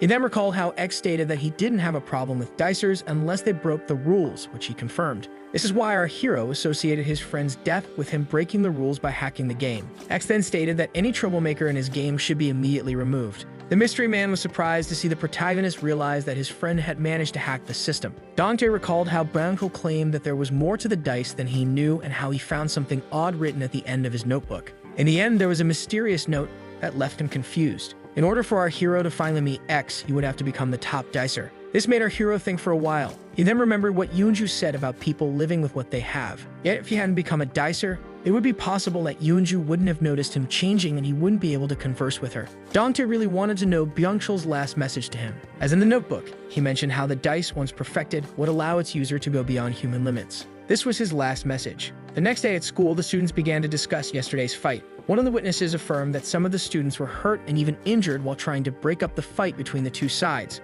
Another student noticed that some of his classmates were missing today, but the witness affirmed seeing something odd, piquing the protagonist's curiosity from afar. He recalled how many students were hurt while trying to stop the fight, when suddenly something shiny appeared. The witness was wondering what this object was and decided to pick it up. This alien object was, in fact, a dice. But when the students asked the witness to show it to them, he claimed to have left it at home. Tabin was also listening from afar, when suddenly, something seemed to have caught his attention. The class door was quickly opened. A student came rushing in, stating that something big was happening. This intrigued the others, and so the student affirmed that some of the girls in the other classroom had become more beautiful. All were intrigued by such news, as the student affirmed that everyone was rushing to see them. As they watched, some students speculated that the three girls' transformation was due to plastic surgery, while others didn't, and jokingly speculated that this was due to a pretinous virus. One of the three girls was pleased by this gossip, but as all went to take a look, one of the students asked the protagonist if he was also going. Our hero declined, thinking of how the number of dicers had quickly increased. The school domain slowly became a terrain for quests.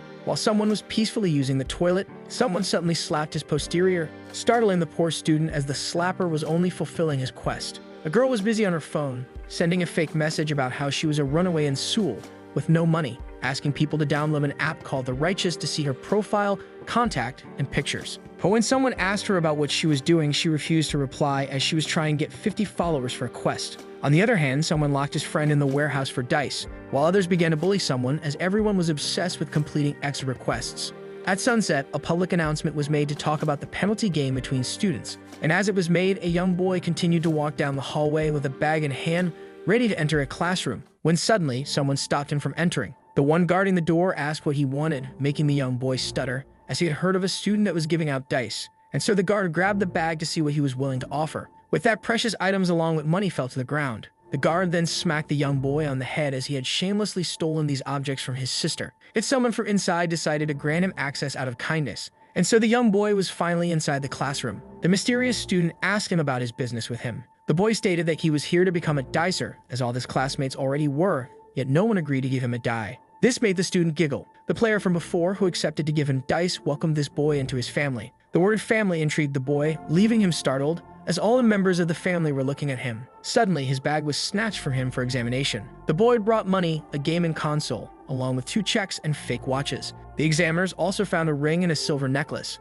When the boss was asked about the items, he requested to put them in a bag. The boy couldn't be more nervous. With that, he asked for his dice, but the family asked him which class he belonged to which he responded, Class 5. The boss asked the boy if all his classmates were really dicers, which he affirmed. When suddenly, the boss stood from his chair, grabbing the young boy by his collar, as he was, in fact, a liar. The family was fully aware that only a minority of Class 5 were dicers, which was why the boy wanted to get the dice early. Yet the boss, who released the boy, decided to give him a die before asking him what he would improve first. The boy wanted to become more handsome since he loathed being mocked for his teeth, and so the boss decided to give him a die, making the boy grateful. And so a red die was given. This detail didn't escape the boy, as he was well aware of it being unusable by others, and so he demanded a blue one. The boss claimed that this was a sign that the boy was now part of the family and that there was a chance of him betraying them once he obtained a blue die, which was why he had to prove himself in front of the family, according to him, which startled the player. As the boy signed the pledge, the boss asked about his little sister, stating that if he knew someone prettier,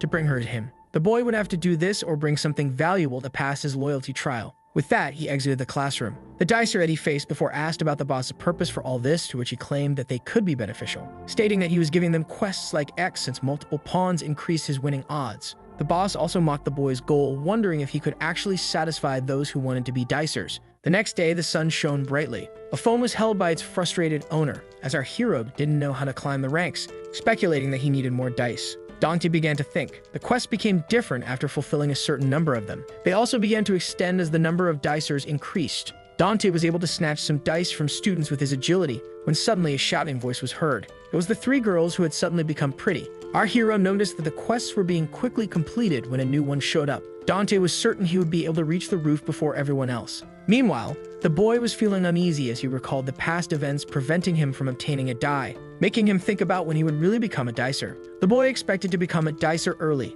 yet now he had to bring a pretty girl to the family. He then stumbled upon someone carrying a pile of books, and so he apologized for unintentionally knocking over the book carrier. With that, he checked on her. Yeonju affirmed that no harm was done. The boy then discovered that the girl was transporting the books to the chorus classroom before anyone arrived. After hearing this, the boy decided to assist her. Even though she tried to decline, he snatched the pile from her, stating that a man should carry them. And so the boy headed to the chorus classroom with Yeonju, who grew a bit tense. Someone was running, finally reaching the top of the stairs. Dante opened the door, happy to be the first on the roof. Yet he wasn't. Taben had already collected the dice. The protagonist was left disappointed as the boy smirked with pride. The 2 dicers looked at each other in silence, until Taben declared that he had something to say. Meanwhile, Yeonju and the boy arrived at the music room. The girl was really thankful for his help. The boy was uneasy, but just when the girl was about to thank him, something caught her attention, as he locked the door, leaving her intrigued and uneasy. The boy revealed that he found her really beautiful. Yeonju was confused, as the boy stuttered. He asked her if she was a dicer. Even if Taven had something to say, the protagonist didn't care and decided to leave as he congratulated him on arriving first, but Taben wasn't done.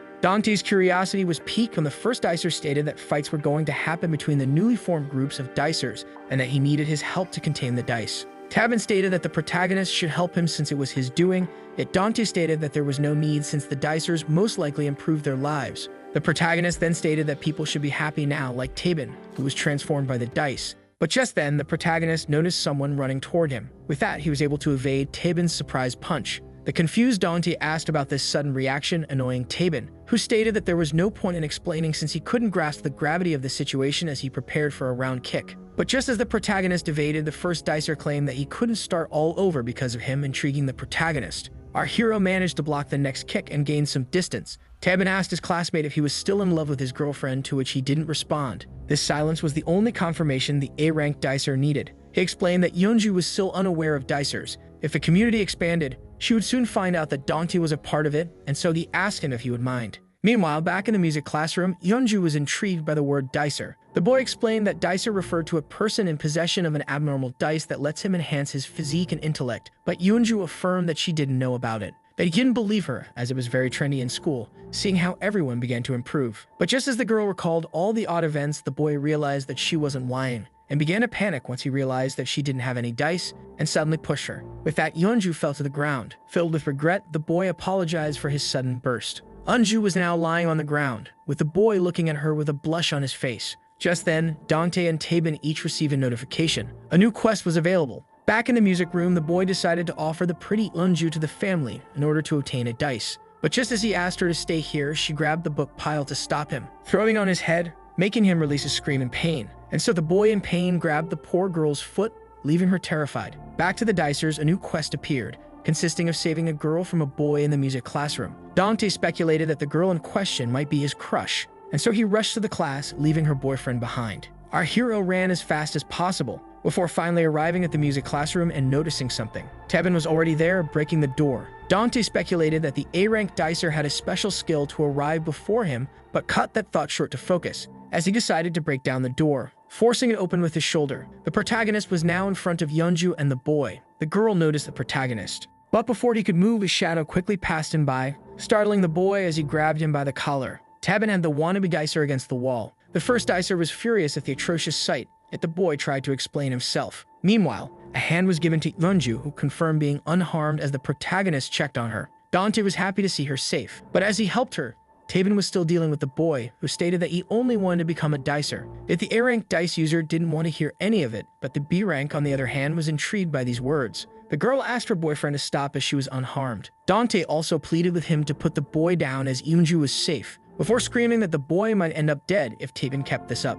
But just then, our hero was startled by his phone vibrating. Dante couldn't believe it. The quest was complete, and X decided to immediately reward the dicers. The protagonist was startled by this news, and so it began to appear, leaving the girl and the two dicers in complete shock. Just like that, Yeonju was left intrigued as it was her first encounter with the dice. 3 blue dice were now shining in the room. The girl was in shock as she picked up the mysterious objects, realizing that this was the object of pursuit of the boy. The boy getting beaten up confirmed that those were the dice in question. He claimed that just by using them, one could change anything about himself, but Tabin ordered him to keep silent as he slammed him into the wall. The boy started to beg for mercy when a gentle hand came to help. Eunju implored her boyfriend to release the boy, before asking about the dice appearing in the music classroom. The boy thought for a moment, before stating that someone in the room was in fact a dicer. Tabin pretended to be clueless, leading to his girlfriend turning her gaze to the protagonist, but Dante also rejected the blame. His heart began to pound as all eyes were on him, but in the end he kept denying his true status. The protagonist grew worried as the uneasy girl dropped the case with her sad smile. After that, at sunset,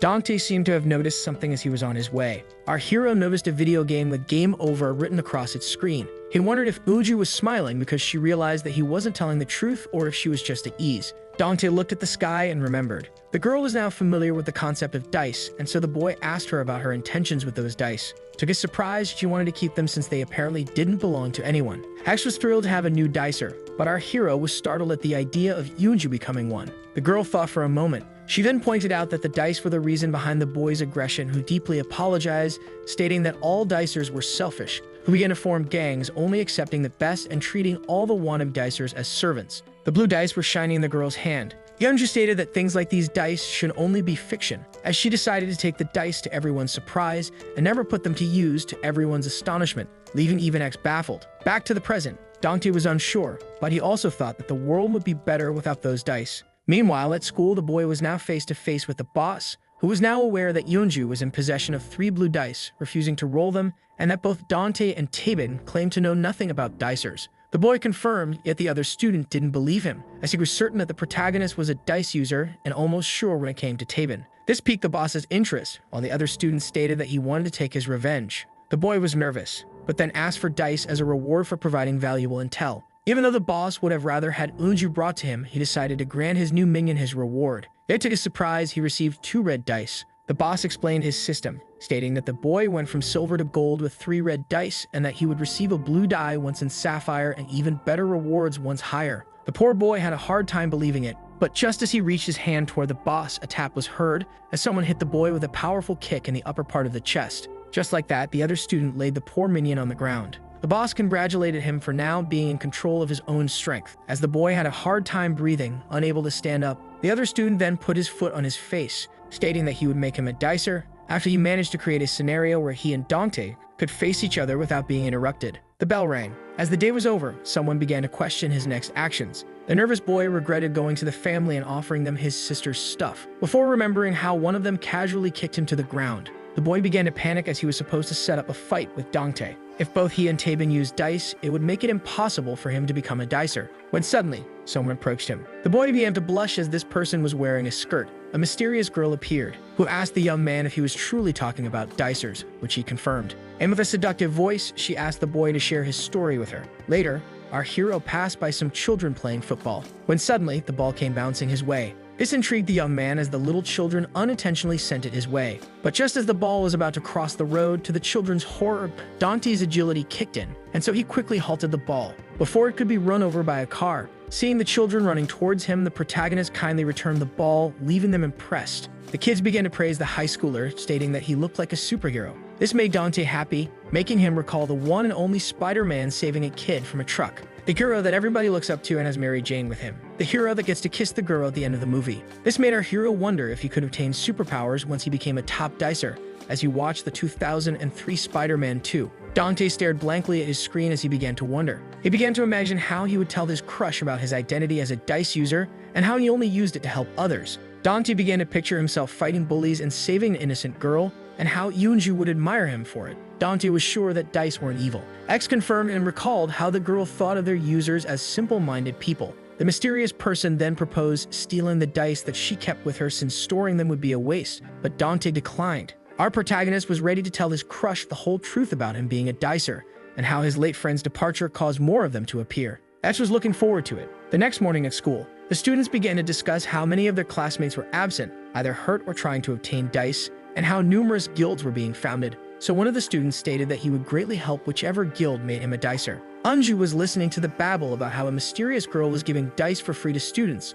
making her grow worried. Dante began to wonder about his crush's reaction once he revealed that he himself was a dicer. Despite being terrified, our hero was determined to tell her. But just as he started to stand from his desk, a random girl approached Yeonju and asked for some help to solve a problem, which she quickly agreed to. Dante watched from afar as they discussed it, and decided to talk to her another time. Later that day, he approached her but quickly backed down as he was too nervous, deciding to try once again at the break, leaving Unju confused. Yet at that time, the girl was with some friends, which is why the protagonist decided to talk to her at the end of the day. Later on, the 5th period started, yet the teacher seemed confused, as too many students were absent from class 3 and asked the rest to focus as they were having stats next year, before stating how odd it was that everyone was becoming smarter and prettier. Seeing how the students seemed tired from lunch, he decided to tell them a story. But when he proposed Pandora's box, the students refused as they were already familiar with this tale. Yeonju seemed preoccupied, and our hero was feeling down as he had to be careful when unveiling the truth. All who heard the story knew that this box, which was in fact a jar, was entrusted by Zeus, who stored the rest of his inventions in it for Pandora to protect. But the woman's curiosity got the best of her, allowing countless disasters to descend upon this world once she opened the said box. Our hero related this story to the dice and the current events. But just then, Dante's phone began to vibrate as the teacher was explaining. The protagonist grew nervous since his phone was louder than usual. But just then, our hero realized something about the sound. To Dante's surprise, his phone wasn't the only one vibrating. Many of his classmates also received a notification at the same time. The protagonist was shocked as a quest could be distributed, but never on such a large scale. A new quest was available. Despite being hesitant, our hero decided to accept the new challenge. The new quest had Unju as its target. The dicers had until Saturday's sunset to rip off the poor girl's clothes, humiliate her, take her dice, and take a revolting picture of her. Dante was left in disbelief in front of this crazy new quest. Our hero felt alarmed to see his crush being the target, so he quickly turned his gaze towards the girl who seemed confused. The teacher was annoyed since his course was interrupted by the students' phones, accusing them of doing it on purpose. Yet the students didn't care and began to look at the clueless Yeonju with mischievous eyes, gossiping about her being the target. So the girl with the glasses rushed to shush them, making them realize that she was no dicer. And so the students asked the teacher to continue Pandora's story. Meanwhile, the boss of the family was thrilled by such a quest involving such a gorgeous student, and with that decided to attack as soon as possible. At the same time, his henchman with a bowl cut grew angry as he speculated that Dante would also be participating. The three girls were also looking forward to this quest as they weren't fond of the chorus girl, and so they decided to eliminate their competition to assert their reign over the school. A little bit further, the mysterious girl also received the Yeonju quest, and was also pretty amused by the shameless quest. All the dicers were discussing this quest with excitement, but meanwhile, on the rooftop, Dante screamed at X to cancel this quest, yet he coldly refused. The protagonist affirmed that Yeonju, who didn't know about the dice, was innocent and ignorant of their rules. But X affirmed that this quest had the sole purpose of satisfying his amusement regardless of the rules, since he was the one in control, before teasing the protagonist about having a crush on the target. And so Dante claimed with a determined scream that he would make sure to protect the chorus girl to the very end. Meanwhile, in the hallway, two boys noticed Yeonju and realized that she was clueless about the situation, making them opt to ambush her later on since they had plenty of time. Yeonju heard them as they talked about making a plan the next day since it was Saturday, leaving her uneasy. Dante was determined to shield her from harm until the quest was removed once the timer reached 0. But X questioned Dante if he truly thought himself capable of stopping all the dicers alone, and so he decided to give him a unique custom quest. And so our hero received the quest of protecting the target until the end. Dante was shocked by this quest and even more intrigued by the prize, which was a mysterious die with question marks as faces. At the end of the day, Yeonju expressed how odd she felt today as strangers' eyes followed her everywhere to her boyfriend. Hearing this, Taeban proposed taking her to a faraway amusement park on Saturday, but the girl declined, stating that she had to practice at school tomorrow. With that, the first dicer stated that he would be observing Saturday's practice in that case. Taeban realized that it would be challenging to get his girlfriend out of the danger zone. Someone was flipping through the notebook looking for data about the mystery die. The notebook told about how red dice could be synchronized and how X, who enjoys observing chaos, gives tailor-made quests for all his dicers. Yet nothing was written about such a mysterious die. Not knowing what tomorrow would hold, our hero decided to keep 12 red dice with him to synchronize later. Our hero related this situation to Pandora's box, which was closed too late despite Pandora acting immediately. Dante then wondered how Hope was the only one left in the jar and how it was stuck with all the disasters in the first place. The next day, Yeonju affirmed to her friend on the phone that she was on her way to the auditorium, while the girl told her to hurry amid the pressure of the three dicers. At the same time, the family was also preparing its move. But as the game started, they weren't the only ones in a hurry, as Dante rushed to protect his beloved and start his accursed Saturday. With that, our hero made his way to Yeonju. X then decided to give him data about the quest. According to him, the quest started shortly after 5:30 in the morning and ended at 19:48 in the afternoon, making the quest 14 hours and 17 minutes long. The protagonist would have to fend off all dicers who were tasked with assaulting the girl in question. X wondered about the situation's outcome. This entity was excited for the upcoming result. Yeonju opened the door and took one look. The girl seemed shocked. At the same time, our rushing hero stopped mid-run as he stumbled upon a group of beaten-up teenagers lying on the ground. From the looks of it, Dante realized that they were also dice users and speculated that the A-rank dicer was the one to put them in such a state. Meanwhile, Yeonju seemed shocked to see her boyfriend waiting for her outside, wanting to go to school with her. But the girl noticed a few bruises on his hand. Yet Taeban reassured her that he just hurt himself while exercising, and so they went on their way as Dante arrived at the scene. Our hero watched them as they went away. Taeban, who noticed him, told Dante to go away with one look of his eyes, leaving him annoyed. But since the dicers he had just taken out were just beginners, Taeban shouldn't inflate his ego as Yeonju was at risk. Later on at school, Yeonju noticed that everyone who greeted them arrived early. Yet the present students were the only ones attending today as it was Saturday, and with that, they decided to repeat with what they had. Some of the spectators recognized the protagonist and asked him if he came here to watch the cute girls, which he denied. And since the piano player wasn't available, a female student went to replace him. This girl, whom both Dante and Taeban recognized as a dicer, presented herself as Miju from Class 2. And after Miju introduced herself to Yeonju, who she seemed to know only by fame, the students started the rehearsal. With that, the auditorium was filled with the piano tunes. Most of the seats were left empty. Taeban admired his girlfriend on stage, but Dante was enchanted by his beloved's performance. Yeonju then noticed and waved to the shy boy, who immediately waved back with excitement. It was almost 11 a.m., marking the 6th hour of the quest. The call made our hero speculate that he exaggerated the dicer's desperation to get dice, But then Tabin approached our hero and stated that his presence wasn't necessary since he could guarantee the girl's safety by himself, before stating that it seemed like the dice users must not be as interested as they were before. Dante began to take this into consideration, but little did he know that he was being watched from afar. The boss of the family stated that the first two dicers were shielding the girl as expected, and with that he informed his minion to start the plan very soon. Dante felt uneasy as if he could feel eyes on him, but just then he noticed something wrong with the lights. He was left in awe as the projectors began to move. Dante couldn't believe his eyes, while Yeonju was left clueless about the upcoming disaster. Tabin hurried towards the exit and was unable to open the door. He was left confused as the exit was locked. The protagonist was astonished as the lights began to fall off, making Miju smile in secret. The heavy projectors were about to fall on the chorus girls, and so our hero rushed to the stage while warning the singers, but he was too late as the projectors had already fallen. The horrified Dante was left in complete shock. Unju was completely baffled as a certain death had missed her by an inch. Dante rushed to check on the girl, who confirmed being unharmed. Miju began to sneak near Yeonju with a smile on her face. Meanwhile, the boss of the family was watching from afar and so ordered his minions to commence the next phase of the plan as one of them reached the power switch, cutting all electricity, plunging the whole auditorium into complete darkness. Both of the first dicers realized that this was someone's doing. Dante checked on the target once again, who confirmed being alright. But just then, an approaching figure activated its nocturnal sight. With that, Meiju was able to see through the darkness, ready to catch the poor chorus girl by surprise. And so Meiju grabbed the scared Yeonju from behind. The horrified girl wondered about her attacker, but Meiju advised her to keep silent, threatening to disfigure her. With that, the terrified target was dragged away. Dante then began to call Yeonju's name. Our hero jumped on the stage to check on her. Despite his calls, our hero could only hear silence. The protagonist decided to use the light of his phone since he was blinded by the darkness. With that, our hero resumed his search, but his flashlight was too weak, forcing him to use his dice. And so he informed X, who stated that our hero had 12 active red dice. X confirmed that the young man had rolled a total of 12 dice. With that, Dante decided to use 10 of his 44 skill points to acquire the skill Night Vision. And so began the synchronization, improving our hero's eyes. At the end of the process, our hero was left with 34 skill points and improved vision, allowing him to identify his surroundings without any light. But just then, he noticed that his beloved was nowhere to be found. Our hero realized that Miju was the one who kidnapped Eunju before noticing drag marks on the ground, and so the protagonist rushed to save her. Our hero was finally met by some light as he rushed to Eunju's rescue. He then began to recall his dead friend's words while running. As he remembered the boy's phenomenal left arm, he recalled how he stated that dicers could acquire unnatural powers unreachable by normal humans. Dante began to wonder if his enhanced skills could already be considered supernatural gifts. He was left confused as to whether he had already surpassed human capabilities or not, but he was at least sure that all dicers were far superior to regular humans. Dante began to wonder what would happen next, but just then, he noticed a figure harming another while dragging it,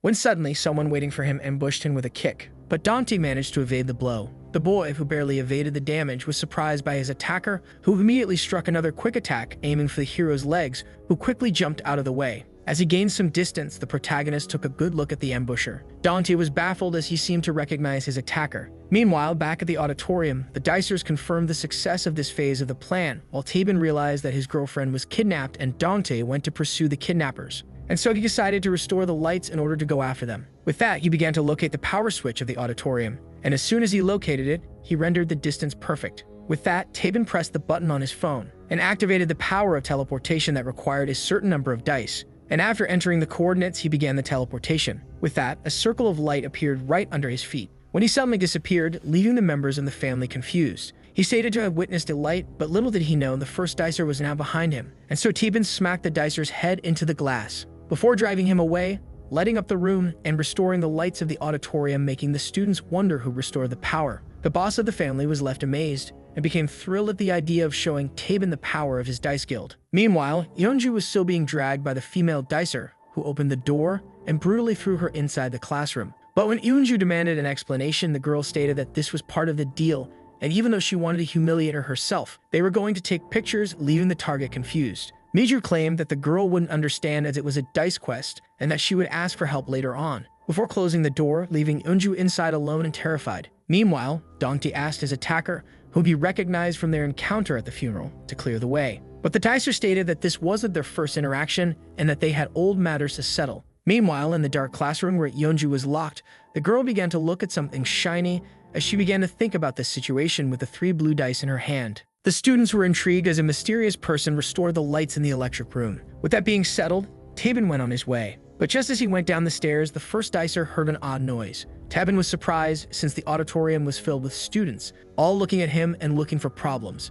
These malevolent intentions coming from them scared the poor chorus girl. The boss of the family greeted the first dicer and stated that this was Taebin's first encounter with him and his guild. But to the boss's surprise, Taebin's face was decorated with a smile. The young man only had 9 skill points left, so he decided to save his dice for later and deal with the problem on his own. But just then, one of the dicers attacked Taebin, trying to take him by surprise. Yet the boy dodged the punch with terrifying ease, before counterattacking with a kick to the face, knocking his opponent to the ground, leaving all the other dicers astonished and petrified. With that, he decided to entertain himself with this dice guild. Meanwhile, Dongtae asked his attacker, who claimed to have met him before the funeral, if he was also here for the chorus girl. But the attacker affirmed that he was only here for him, not her. Dongtae, embarrassed, stated that he wasn't interested in him, making the dicer blush as he affirmed that he had no such romantic intentions. But instead, he was here because of the embarrassment Dongtae inflicted on him, confusing the protagonist, who recognized his attacker as Bunchul's past bully. The dicer was happy that his target finally recognized him.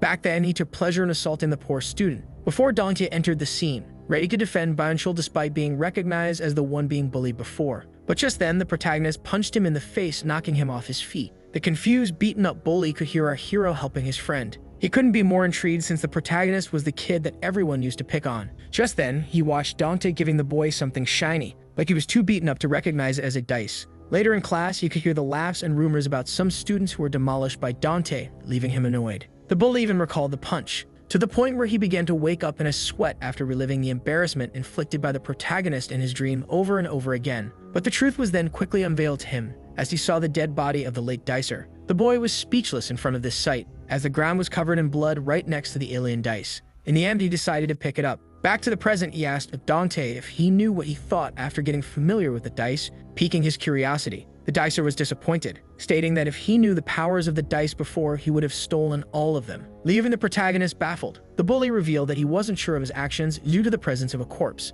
but as he recalled the event, he remembered it as a giant treasure where he only took a small portion. Seeing the bully laugh only made our hero angrier since his friend died that day. With that, the bully quickly charged at the protagonist, who barely evaded a kick to the face. As he dodged, our hero realized how fast his opponent was. But the bully wasn't done yet as he jumped into the air. Fearing the worst, Dongtae quickly flinched and evaded a devastating kick that was strong enough to damage the ground. Dongtae realized that this dicer focused on enhancing the power of his legs. But just then, the bully was about to catch him with a surprise attack, so the protagonist had no choice but to block the kick. That knocked him back a few meters away. The bully then claimed that the exhausted Dongtae didn't focus on his physical abilities, before stating that he overlooked one matter, and that he should have started to ready himself right when the number of dicers began to increase, before stating that he used the power of the dice to greatly enhance his own legs. Dongtae was a little quicker than his opponent, but that advantage was cancelled by the bully's kick range, leaving our hero in a challenging situation since time was against him, seeing how Yoonju's safety was at stake. With that, he decided to beat the bully as fast as he could, and so began the fight between the two dicers and their respective stats. But meanwhile, Taebin was still stuck in the auditorium, since the fight was still going on. With the first dicer easily dominating his foes, Taebin was quick, and as soon as he turned, he broke a dicer's arm with a simple kick, defeating him with ease. This made the family members speculate that Taebin was practically invincible. The boss couldn't deny his amazement. He didn't want to resort to the 3 fire foxes, but this was the only way to deal with Taebin, who used 2 of his skill points to renew his strength. With that, he was ready to continue the fight. Meanwhile, in the equipment room, where the screams for help couldn't be heard, the chorus girl was desperate for someone to come and free her, before realizing that it was pointless, when suddenly she was struck by an idea and pulled out the blue dice in her possession. This made her think deeply, as she recalled how the boy from back then stated that these dice could be used to improve one's appearance or abilities by rolling them, and how the one that trapped her claimed that there was no point in explaining since non-dicers wouldn't understand. Yoonju stared at the dice. Her blue eyes were greatly focused on the blue dice in her hand. But just then, the door was opened, startling the poor girl. A mysterious boy had found Yoonju, who was imprisoned in the equipment room. Meanwhile, Dongtae was still fighting, evading the first kick directed at his face, and the second aiming for his feet, before regaining some distance. The bully was annoyed by the protagonist who wouldn't face him directly. With that, our hero wondered if he had no other choice but to use his 34 points left in order to beat the bully. Meanwhile, in the auditorium where Taebin was still facing the family, some of the dicers were hidden, searching for the right opportunity. One of the dicers of the families grew too, hiding outside in the hallway, wondered if the prize was worth the risk, and so another affirmed that it was. He then pulled out his phone and explained that the quests were accomplished for each insult and each picture, before adding that they could turn to harassing her in order to earn a generous amount of dice. One of them asked if they could harm her in an intimate way, so the dicer explained that this privilege belonged to the boss, making the boss look like a lustful man. But just then, a loud slam was heard, making them wonder if they would be engaging soon. Two of the dicers began to discuss their plan with the dice, so one claimed that he would use them for his height, while the other wanted to assure his enrollment into college. But just then, the fat boy approached the two students, recognizing them as dice users, and stated that the boss of the family would make him a dicer if the mission was successful, making the two of them look at him with uneasy eyes. Before claiming this to be a lie, to the fat boy's surprise, stating that the red dice that the boss gave were just fakes that he bought at the store and that they got their blue dice elsewhere. They then advised him to copy the kid that was behind him and just flee the scene. But just then, the door was opened, and a member of the family ordered the students to engage against just one person. To their surprise, the student then stated that this was their chance to get as much dice as they wanted, motivating the troops to go into battle. And so they came face to face with Tabin, who was exhausted from the countless dicers he had single-handedly beaten up. To his surprise, more foes had appeared. The boss encouraged the members of Group 2, stating that Tabin was already tired and they only needed one good blow, before stating that he would also join the assault and that whoever vanquished him first would have the honor of doing the first quest with him, along with receiving lots of dice. And so the first one charged at the first dicer. But as soon as he attacked, Tabin was quick to react, and with just one hit, defeated the enemy dicer. Meanwhile,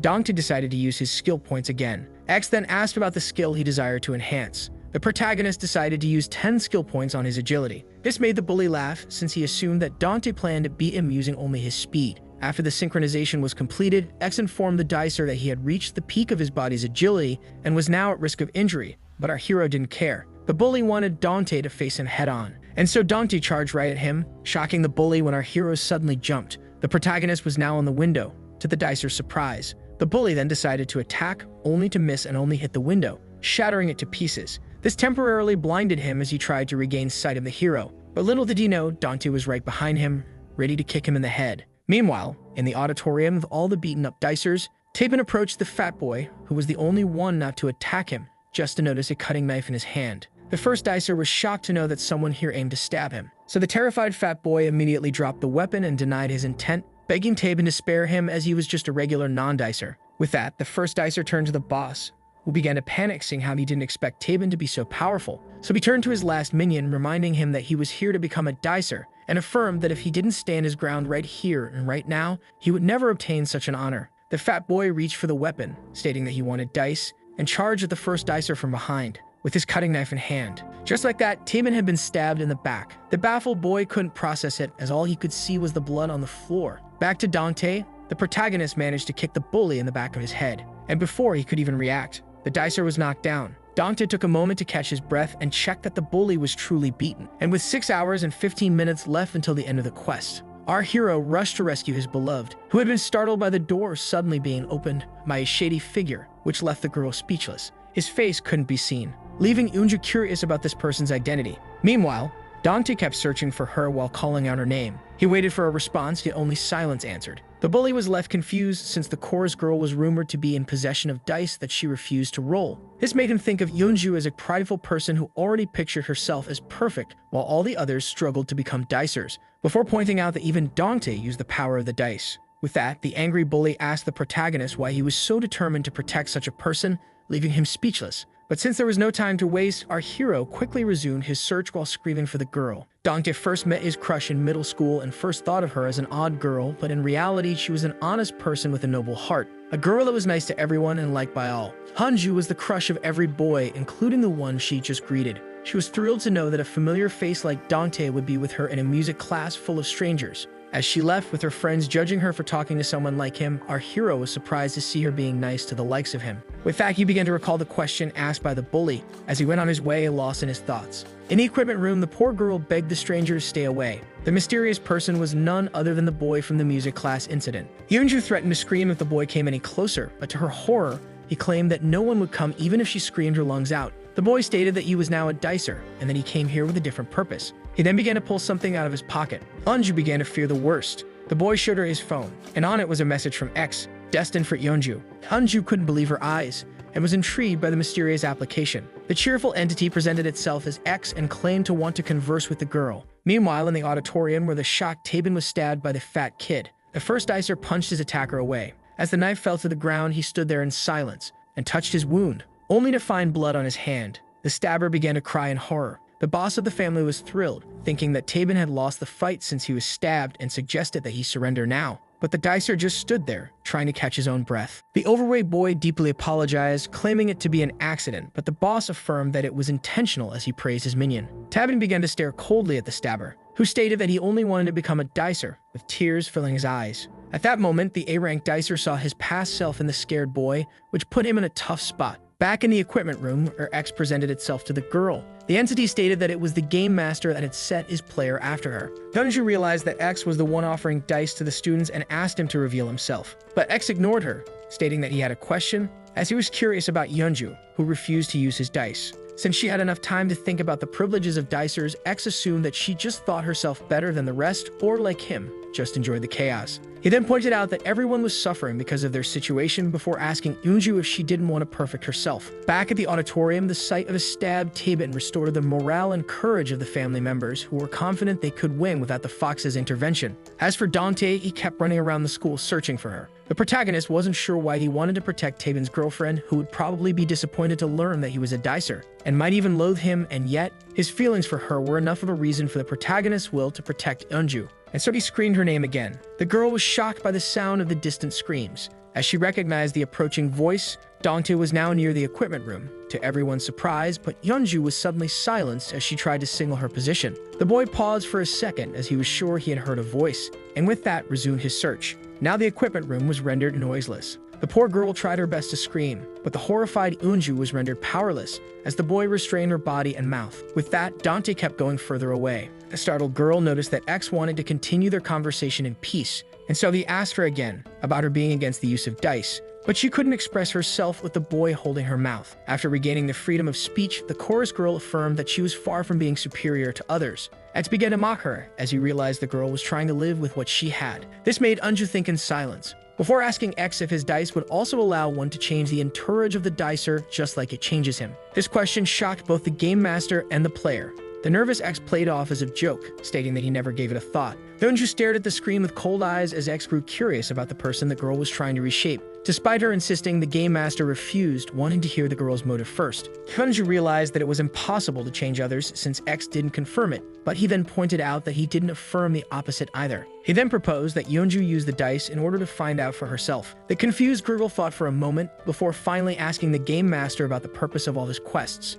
to which he responded that he was only doing it for the thrill of the game, an answer that horrified the poor girl. X enjoyed watching everyone play in the palm of his hand in exchange for the dice that desperately helped them perfect themselves, before asking Yeonju to join the game. The crazy game master desperately wanted her in his game, but Yeonju declined, stating that she would never become a dicer. This left X disappointed, seeing the girl's interesting potential as a dicer. Before waving goodbye to Yeonju, who then witnessed a light, an intense purple light emitted from the boy's screen, startling both, announcing a slight change in the quest, making her fear the worst, as their coordinates had been leaked to all. The dicers were shocked by the quest update that added a GPS. All dicers and Yeonju were on their guard, as X added the target's real-time location along with increasing the mission's rewards. And with the time limit remaining the same, X encouraged all the players to charge right at the girl. Yeonju saw that she truly was the target of a quest.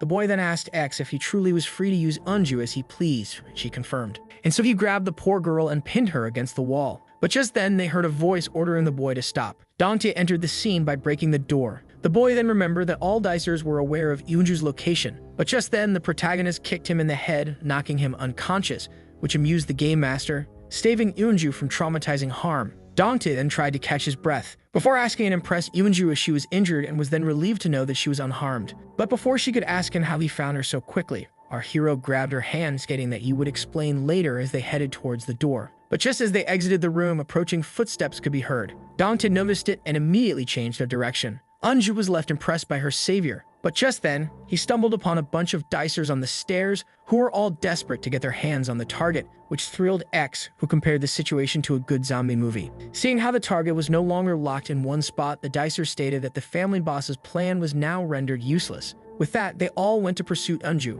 leaving Tabin alone with the boss. Dante only had to guarantee the girl's safety for less than 2 hours and a half, but all the dicers were after them, so an amused X advised them to accelerate in order to survive. Yet the game master was intrigued, as the young man was headed to the roof when an immense crowd was after him. And after arriving, our hero quickly blocked the door, which surprised X. It was almost sunset. Dante assumed that they still had time before the dicers arrived and asked Eunju to help him block the door. But just then, something caught our hero's attention. The girl had something to say, and after gathering her courage, she asked the protagonist if he was, in fact, a dice user. But just then, the countless dicers realized that the target was hiding on the roof, while Dante was left shocked by this sudden question. Eunju wanted to know if her friend was, in fact, a dicer. But just as she was about to insist, the dicers suddenly arrived and ordered them to open the door. Both of them felt alarmed, especially the protagonist, since there was a long time left before the end of the quest. And so he promised the chorus girl that he would tell her everything later since it was urgent for them to immediately run away. But to his surprise, the girl grabbed him by the sleeve. The crying Eunju began to beg him. She stated that she was now aware of why everyone was coming after her, and that doubt had entered her heart, fearing that her protector might betray her. But the dicers were getting close to entering, putting our hero in a tough spot. Eunju promised that she wouldn't be surprised by his words, as she begged him to tell the truth, leaving him in a difficult situation, not knowing how to explain. He had no idea how to begin his explanation as he recalled all the crazy past events. And so Dante finally told Eunju that he was a dicer. Meanwhile, the dicer was unable to force the door open since he had focused his skill points on his appearance rather than his strength before asking the other one about his use of the points. They then asked the strength-focused dicers to raise their hands as they were desperate. But in order to break down the door, a fight broke out since this would allow the agility-based dicers to obtain the high ground. Yet just as they argued, a voice ordered them to halt their idiocy. Miju and her friends had now arrived at the scene. One of the dicers stated that they were arrogant to arrive like that and order them around, earning himself a cold stare from the girl on the left. The one with long hair explained that the sun would set in 1 hour, which is why they should focus on the quest to obtain dice. At the same time, on the now silenced rooftop, telling the truth to Eunju made the atmosphere awkward between them. Eunju then asked him if he was also trying to humiliate her, but Dante denied it, almost confessing his feelings by mistake. The girl wanted to know if the protagonist was tangled in the mission, but just as he was about to deny it, he remembered the special quest given to him by X, making him stand there in silence, when suddenly the door was broken and fell down. Things were getting worse for Dante and Eunju. Meanwhile, in the auditorium, the boss of the family was wondering where the error in his strategy was, as it had miserably failed. Tabin stated that the boss was betrayed by his manpower and asked if there were any more foes for him to fight, before turning to the terrified fat boy, who should be his last opponent. And so the first dicer went on his way, ignoring the scared boy and the family boss, who ordered him to stay still. The boss of the dice family was offended by Tabin ignoring him, but the young man continued on his way regardless. This annoyed the boss, who charged at Tabin, but the first dicer quickly grabbed the arm of his attacker, refusing to free him. Tabin then managed to punch the beginner dicer with monstrous strength, sending him flying across the room. The boss was impressed by such power, yet claimed that since he had focused his skill points on endurance,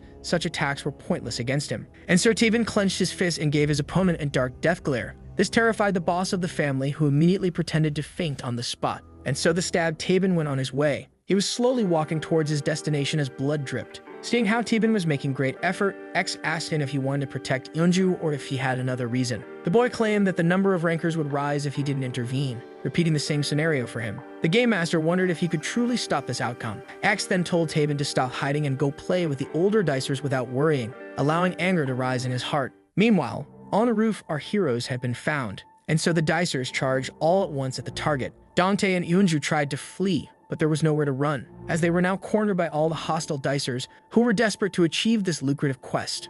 With that, the situation of our hero was rendered hopeless. Tabin did his best to reach the rooftop despite the pain, leaving a trail of blood behind him. X teased him about it and proposed using his 2 remaining skill points to heal his wound, but Tabin affirmed that he could manage. As less than half an hour remained until sunset, the quest was close to ending, but the target was now cornered by our hunters. Dante was well aware that they just needed to hold their ground until the end. But this task proved to be quite challenging, and so he tried to think of a solution. He wondered if he should use all of his 24 skill points to enhance his physical ability and jump with Eunju, but quickly scrapped the idea, as a lack of points would only result in hurting the girl. And even down there, dicers were also waiting for them. But just as he was thinking about the course of action, one of the students charged at them with a pair of scissors in his hand. The protagonist managed to evade the stab and was left baffled, along with Eunju, upon noticing the weapon in his hand, before defeating him with one punch, making him drop the pair of scissors at the feet of another dicer. But just as he was about to pick it up, Dante implored him not to. The protagonist stated that he would beat up anyone who approached them, making the dicers freeze in place before pushing one of their own to the front. The students then stated that since Dante was a dicer like them, he must help them achieve the quest instead of shielding her. The protagonist stated that it was wrong of them to entangle regular people like her in their affairs as dicers.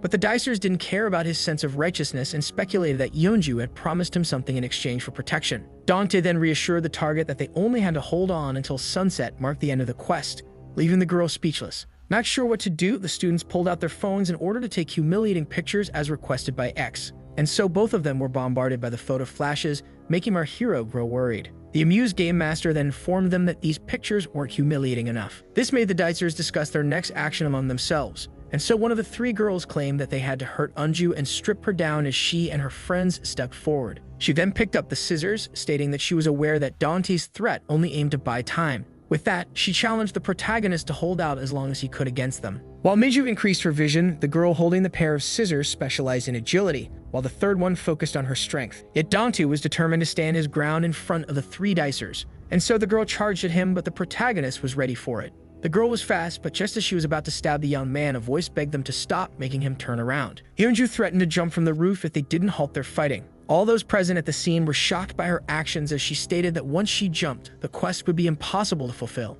Even X was surprised, but when Dante tried to reason with her, he began to speculate that this was a way to buy some time. But when he tried to get her down, Yeonju ordered him not to approach her. The girl even threatened to jump if her protector came closer. Her attackers tried to reason with her, stating that they only wanted dice. Yeonju pointed out that all of them had begun to act strangely and related their actions to their desire for dice. Yeonju recognized some acquaintances in the crowd despite how some of their faces were modified, before asking them if the ability to transform themselves was really worth the peaceful friendship they had. But the dicers affirmed that since Yeonju was blessed with beauty at birth, she couldn't comprehend their desire for dice. She then tried to guilt them by asking if it was acceptable to assault someone in order to obtain dice. Just then, Taben arrived at the roof. Seeing how the other dicers were reasoning with her logic, the speed-specialized female dicer grew extremely frustrated, and so she charged at the target, armed with her scissors, not wanting to hear another word from her. Seeing this, Dante resorted to his super speed while Taben used teleportation, yet it was too late. Despite their best efforts, the pair of scissors had reached the poor chorus girl, making her trip from the rooftop.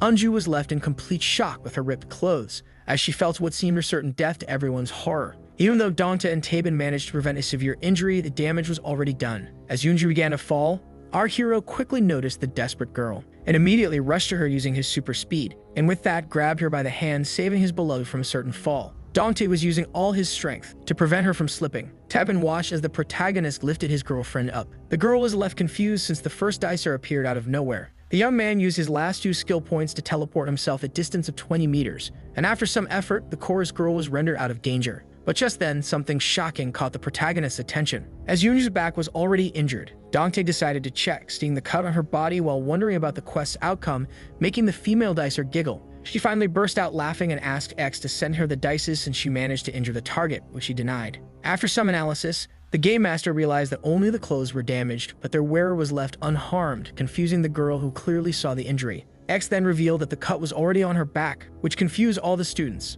until they realized that this injury was in fact a scar, leaving the embarrassed Eunju lost for words. And so Dante immediately took off his jacket and put it around the chorus girl, leaving her baffled by such a chivalrous display. The shy boy then began to scold her with a blush on his face, stating that what she did was reckless, and that they only needed to last a bit longer as he and Taben shielded her. With that, he turned to the boy in question, and stated that he was also trying to protect Eunju, seeing how he wasn't trying to harm her, which he indirectly confirmed. And while the target was wondering when her boyfriend appeared, Dante considered it settled. With that, he proposed to make a truce with Taben until the end of this quest. Sunset was now close. With a little less than 8 minutes until the end of the mission, the female dicer ordered them to attack together. And so the dicers charged at them all at once. Dante opened the festivities with a kick, knocking the scissors out of the dicer's hand. Taben easily dodged an incoming punch before counterattacking. It was now the strength-specialized female dicer's turn to attack. The protagonist barely dodged her punch that ended up breaking the ground. He then did his best to block an incoming kick, and with 5 minutes left, the dicers began to rush toward Yeonju.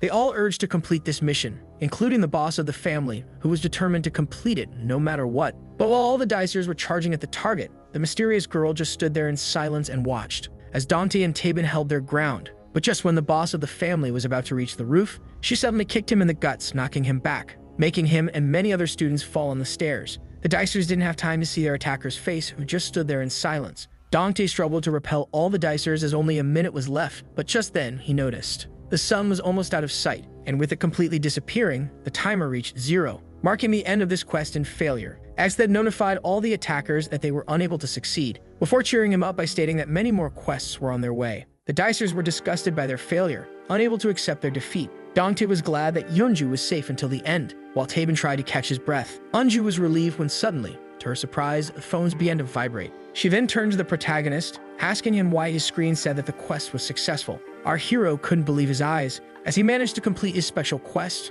earning himself the mystery dice. Suddenly, a beam of golden light appeared next to the protagonist, right in front of everyone. Dante couldn't believe his eyes, as he was holding his prize in his hand, the dice with question mark faces. This dice was special and still alien to our hero. If the blue dice allowed one to enhance his abilities, the next level should logically grant the user power beyond human limits. This seems silly to the protagonist who just read it in Byung-chul's notebook, but now it was in his hand. Dante was baffled by this new golden dice, making all the dicers jealous as he was the only one to get a dice, and a special one at that. They were furious upon seeing Dante getting a dice despite the quest being a failure. The dicers began to speculate that Dante was, in fact, on a quest of his own, making the mysterious girl wonder about it. In the end, they all saw him as an immoral dicer like them instead of a shining savior. Our hero was left speechless in front of these accusations. But when Yeonju demanded an explanation, Dante demanded everything, but lacked the words to explain himself. As the malice of the dicers began to rise, it caught Taeben's attention. At that moment, the protagonist wanted to affirm that he only wanted her safety,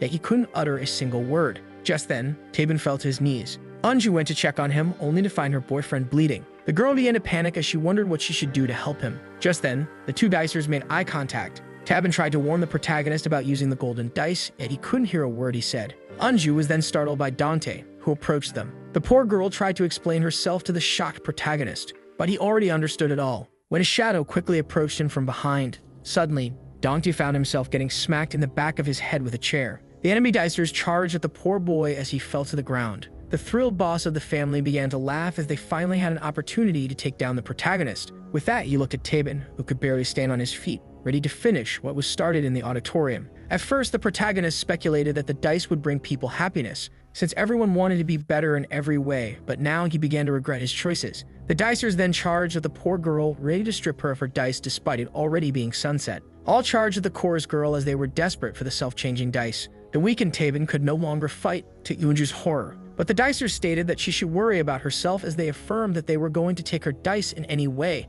with or without her cooperation. Yeonju then ran to the edge, making them think that she was about to jump, and so they went after her as she was trying to escape. Eunju was now once again cornered by the thirsty dicers, who quickly grabbed her. At that moment, Dante grew angry as he witnessed his beloved being pulled against her will while being terrified. Seeing this, the hero punched his way out and dashed forward. As anger filled his eyes, he went to save Eunju, but in his rush, he accidentally dropped the golden dice. Just like that, the mysterious dice hit the ground before beginning to spin. As it turned red, odd symbols replaced the question marks on its 6 faces, and so the dice was activated, allowing our hero to level up and enlarge his skill tree as the synchronization was rendered complete. The special dice landed on a hourglass symbol. Dante rushed to rescue Eunju. In this moment of panic where our hero and his 24 remaining skill points obtained a new skill, the protagonist rushed to save her as the purple light appeared right behind him. X then asked him if he wanted to use his 24 skill points to enhance his new skill, and so the protagonist desperately screamed for them to stop. Just then, the power of the dice filled the area. Eunju's tears were frozen in the air as all the students were rendered motionless, to Dante's surprise. The young man was left baffled, as he had a hard time believing his own 2 eyes. Dante was left confused as he couldn't comprehend the situation. His jacket, along with the plane, was frozen in place, but just then, our hero noticed something odd on his phone. Despite also being frozen in time, a weird symbol appeared on his screen. The same hourglass symbol that was on the dice was now on his phone screen. With that, 6 new mysterious skills entered the play. All were frozen. The girl and her attackers, along with Taeben and the head of the family. Dante began to look around, still baffled by what had just happened, as he was the only one granted mobility while everything else was frozen. And so he approached his phone, only to pick it up and find a hourglass icon on it. When suddenly, the phone began to vibrate in the boy's hand as it showed a countdown. X confirmed to the young man that he really was the one to stop time, and that he obtained this ability by using the gold dice. This skill was called Time Pause, allowing its user to stop the flow of time for 10 seconds for each skill point used and granting motion to anything he touches. As the game master confirmed that everything would remain motionless if Dante didn't touch it, it made him realize that he had obtained an inhuman power. X then proceeded to congratulate the young man on becoming a ranker. The term ranker intrigued the young man, Dongtae then speculated that each one obtained a different ability based on his dice roll, like Taeben, but the game master advised him to focus on the little time his skill had left. Our hero was left with 3 minutes of time freeze. He wanted to take Eunju and run away with her, but the time he had left wasn't nearly enough. And even if they managed to escape, Eunju would still be the dicer's prey with the blue dices in her possession. It would also be impossible for the girl to leave the stabbed Taeben behind. Dongtae found the situation to be challenging, but he then looked at the head of the family and suddenly got an idea. With the time freeze still being active and Eunju's clothes being ripped off, our shy hero did his best to cover her with his jacket without looking. And when his hand came in contact with her, a confused Eunju was startled as she was rendered free from the time freeze. The panicked girl then turned to Dongtae. Our hero reassured her that it was okay now, and then asked the confused girl to follow his plan. Dongtae was determined to end this quest once and for all. Just then, the skill effect had reached its end and the flow of time resumed its course. And so the dicers who tried to grab Eunju fell down. All were confused as the girls suddenly disappeared. Then someone came to them and stated that they had failed the quest. Dongtae affirmed that they could never find Eunju no matter how hard they tried. But the dicers didn't believe him and ordered him to hand over his gold dice,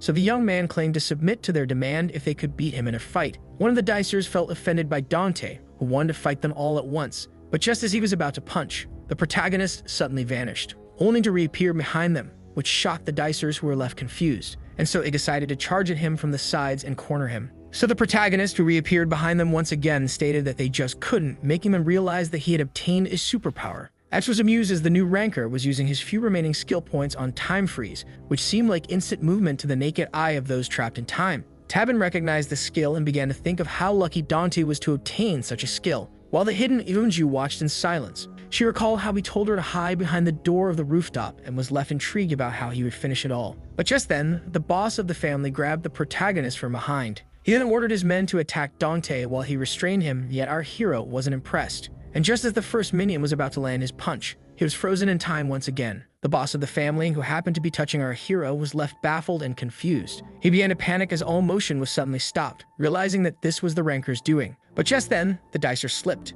and was grabbed by the shirt right before falling. Just like that, Dongtae held him by the neck, as he was completely rendered at his mercy. The boss of the family screamed at the protagonist to unhand him, but Dongtae then pointed out his poor choice of words. So the dicer began to beg him not to let him fall over the rooftop. This made the ranker smile as the time freeze reached its end, allowing the goons to find their boss in such a position. Dongtae then claimed to have an announcement to make regarding the spread of the dices, asking them how they became familiar with the game master, making the rest of the dicers discuss it among themselves. The protagonist stated that the dice began to spread a month ago, and that the first dicer should be aware of his insinuation, as he began to recall a particular event that happened at school. Just then, all the dicers realized something important, and while Taeben began to fear the worst, Eunju was left confused. It all started with the death of Byungchul, whom Dongtae had personally made a dicer, which meant that all of them had him to thank for the dice, leaving the masses in shock. Eunju couldn't believe it, but the protagonist seemed to have more to say, and so he announced that he would be making his own dice guild, different from the family and the likes of it. The girl couldn't believe it, as all that happened was Dongtae's fault. This left her at a loss for words, while Taeben and the others were by his group's idea. So Dongtae reaffirmed that he was going to create a group of dicers, and since this looked like a game, he opted to call it a guild, stating that it was open to all, before adding that he would do his best to provide them with data along with helping them with quests in order to help them rise to the title of ranker. To A's amusement and everyone's shock, the protagonist then stated that they were all free to accept or decline the invitation, before affirming that he would be showing no mercy to his future enemies. The boss of the family used the opportunity to invite the dicers to join his guild instead. Hearing this, Dongtae tightened his grip, making his hostage fear the worst, but the protagonist threw him out of danger. The boss was glad to regain footing on the ground. With that, he made his escape, promising to come back with his family. Hearing this, the 3 female dicers left the scene, as they were uninterested in such a proposal. As Dongtae watched them leave, the dicers were curious if Dongtae would really help with the quests without demanding bribes, and if he would really give dice to the regular students that demanded them. Dongtae affirmed that he would be true to his word, but had 2 main conditions to impose, piquing the curiosity of the crowd. The first being that it would be forbidden to entangle normal humans in their affairs. Taeben was shocked as the protagonist stated that each dicer was responsible for his own actions while doing quests as the second condition. Taeben realized what the new ranker had in mind since he couldn't control people's actions on his own. He would try to ensure Eunju's safety by forming a guild to make it possible.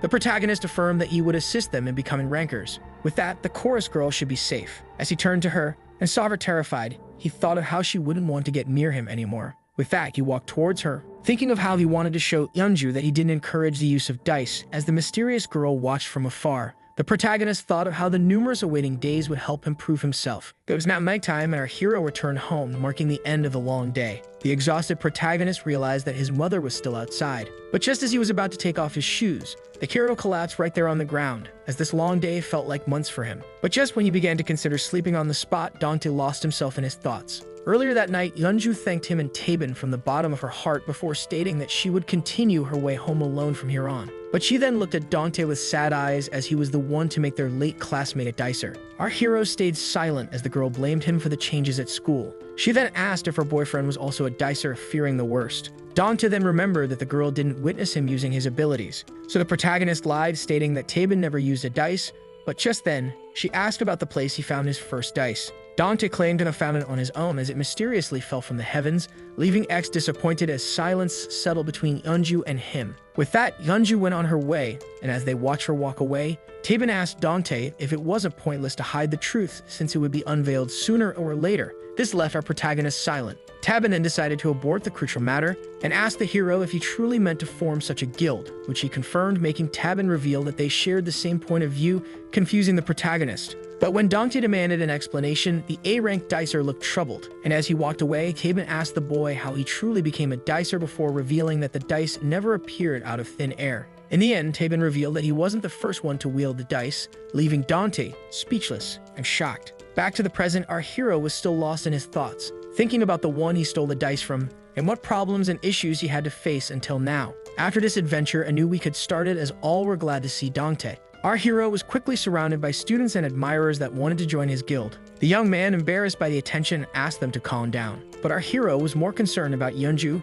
who didn't even grace him with a look. But just then, more people began to gather around him, asking all sorts of questions, trying to get his attention, as well as asking him for dices. One of the students even suggested the idea of a uniform for all the guild members and suggested taking the fish imprinted on it as their logo, which didn't convince the protagonist. They then began to ask him about the first physical ability they should focus on and how he chose to boost his agility. Everyone was trying to get his attention using every way possible, so the embarrassed protagonist had no choice but to accept all of their demands. Suddenly, a girl stated that this meant Dante agreed to spend the weekend with her. The young man raised his head, confused to look at this person. A beautiful girl stood in front of him, claiming to have his word. As she gave him an innocent smile with a small blush on her face, the protagonist didn't know what to say, before finally asking the girl about her identity, who just said that she would send him a text later on. But just when he realized that the girl already had his number, she began to run away, preventing the protagonist from uttering a single word. One of the students was intrigued about this mysterious girl, so another one revealed that he was surprised to learn that this was their classmate, Mio.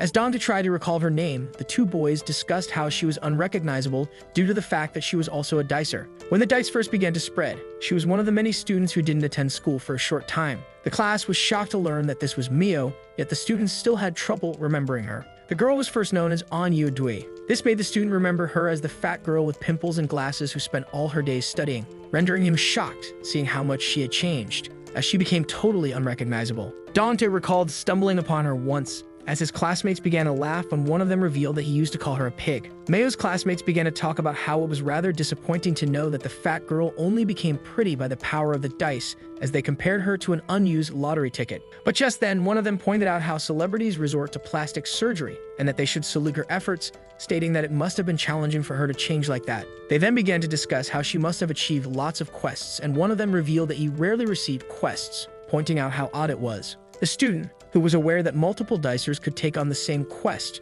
turned to our hero and asked him if each dicer received quests unique to them, but the protagonist wasn't sure. This shocked him, as even the leader of the guild was unaware before asking him to lend him a dice if he ever got too many. After that, the day went on normally. Dante decided to ignore Mayo's text when it arrived in order to focus on his dice group. The bell finally rang. Our hero seemed startled as he stumbled upon Yeonju. Dante decided to greet her despite fearing the moment would be embarrassing. But to his surprise, the girl completely ignored him as she passed right by him. The shocked boy speculated that she didn't see him when he was spotted by two freshmen. The girl wanted to know if Dante received her letter, so he nervously tried to explain himself. Meanwhile, Yeonju was preoccupied, having a lot on her mind, as she recalled how some of the girls she tried to greet were talking behind her back, and the other day when her classmate asked her for help solving a different kind of problem. The girl with glasses asked Eunju for her dices, which shocked her, and how she found her music book disfigured when she opened her locker. On the torn-out cover, some girls wrote how she was an egotistical prick who saw herself as perfection and wouldn't let any girl reach her level. But Eunju decided to take a deep breath and drive away all the negativity. Once in front of the chorus room, the girl opened the door, immediately apologizing for being late. But to her surprise, the room was empty, making her feel uneasy. Just then, a couple of female dicers were passing by when something caught their attention. The three girls recognized Eunju as the target of last week's quest, stating how unfortunate she must be. They then began to talk about how prideful she must be since, according to rumors, she saw herself as too perfect to use her dices. Seeing this, the girls discussed if they should scare Eunju in order to get her dice despite the rules of Dante's guild, but one of them claimed to not care about his conditions. Worried, Eunju hopped on her phone and began to text Tabin about the music room being empty, to which he suggested that it must not be training day, but the girl doubted it since the competition was up ahead.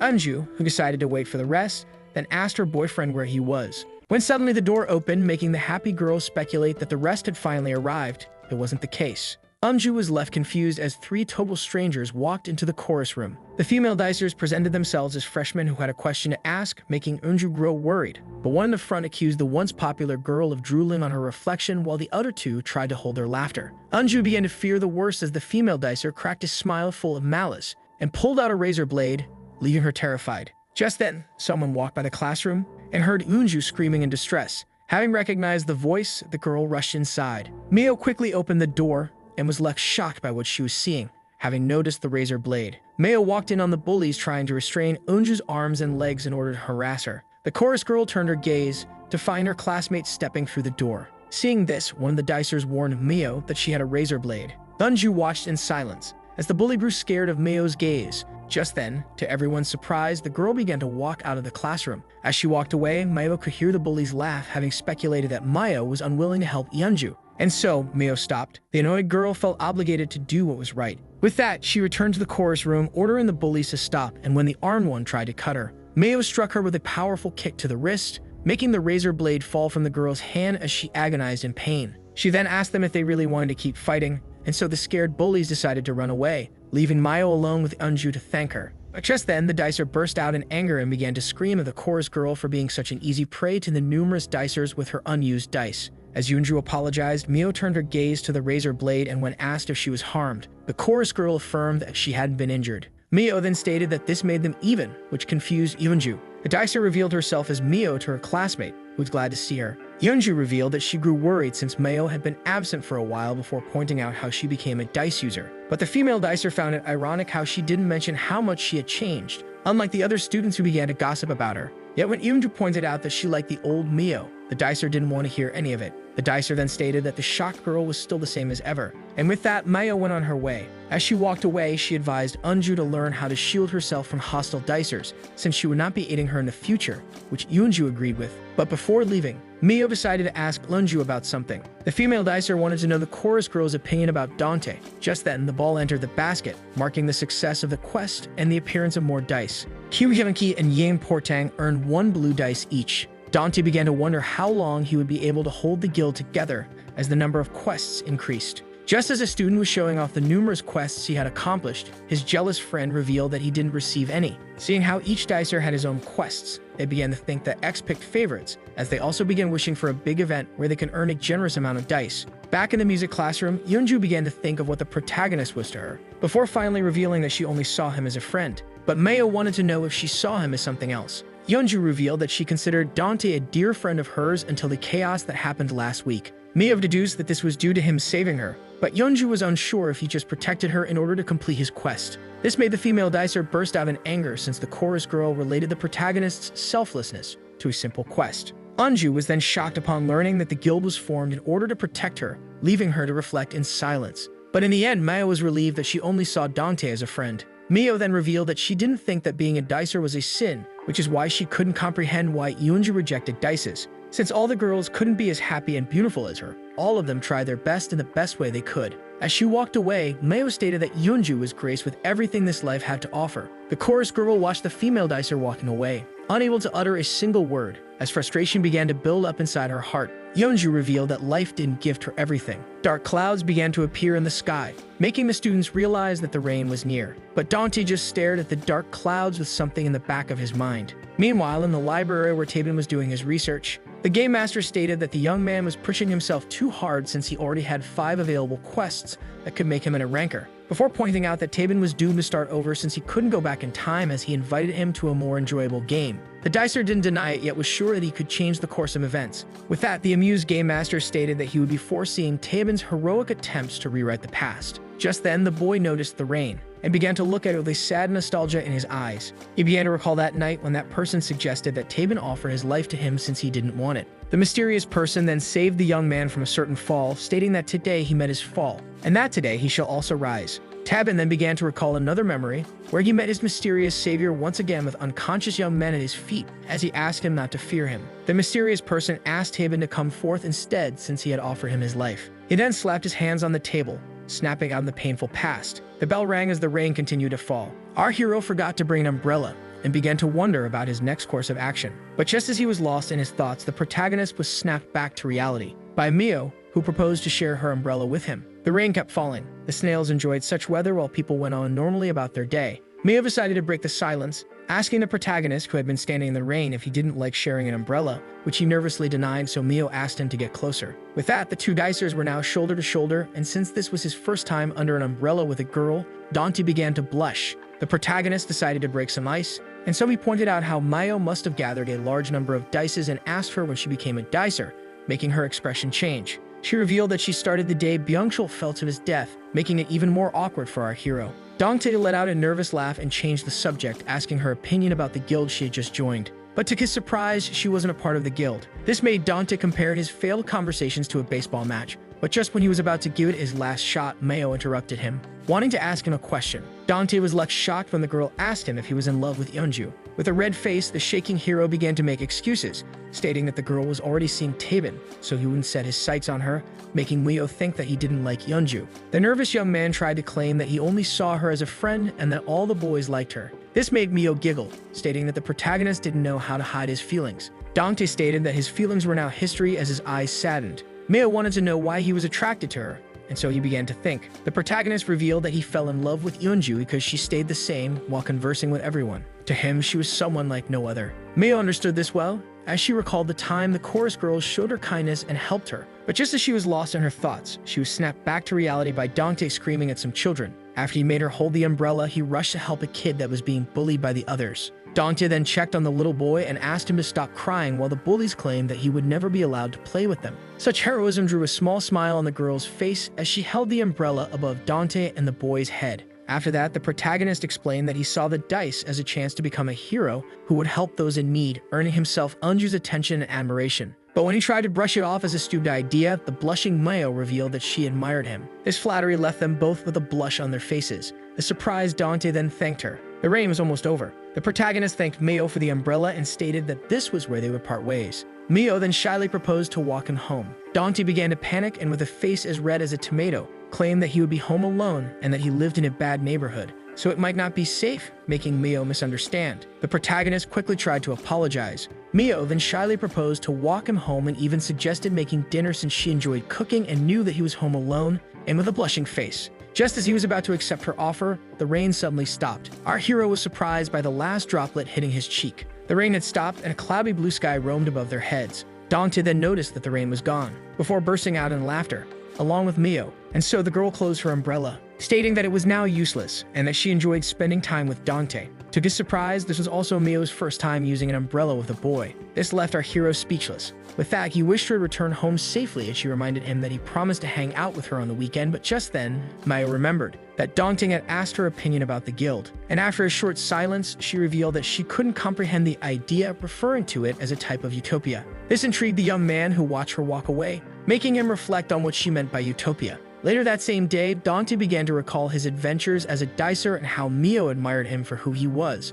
He thought that the Pascan wouldn't believe what kind of person he would become, and that he wouldn't have become it if it wasn't for Yeonju, who thought that he only aided her for his own sake. But just then, he tried to recall what the female dicer had said. Just then, he received a notification, which left him shocked. as it was a special quest to earn a gold dice from the game master. Meanwhile, Yeonju looked at Dante's jacket with wondering eyes. At the same time, the boy was searching the web for the term utopia. Our hero finally found the definition. The term utopia meant an ideal place, but as Dante focused on the second definition, which made it refer to a place of solitude, our hero finally understood what the girl meant back then. The next day at school, a student came to Dante asking if he recognized him, yet the protagonist didn't. To his surprise, the student was happy with his reaction. It was then revealed that he was his classmate who sat right in front of him, Sungchul, who used the power of many dice to alter his appearance, implying that he had completed many quests. At the same time, a female dicer was telling her two friends how they should improve each trait of their faces separately. Meanwhile, an arm wrestling match quickly ended with a crushing defeat that shattered the desk.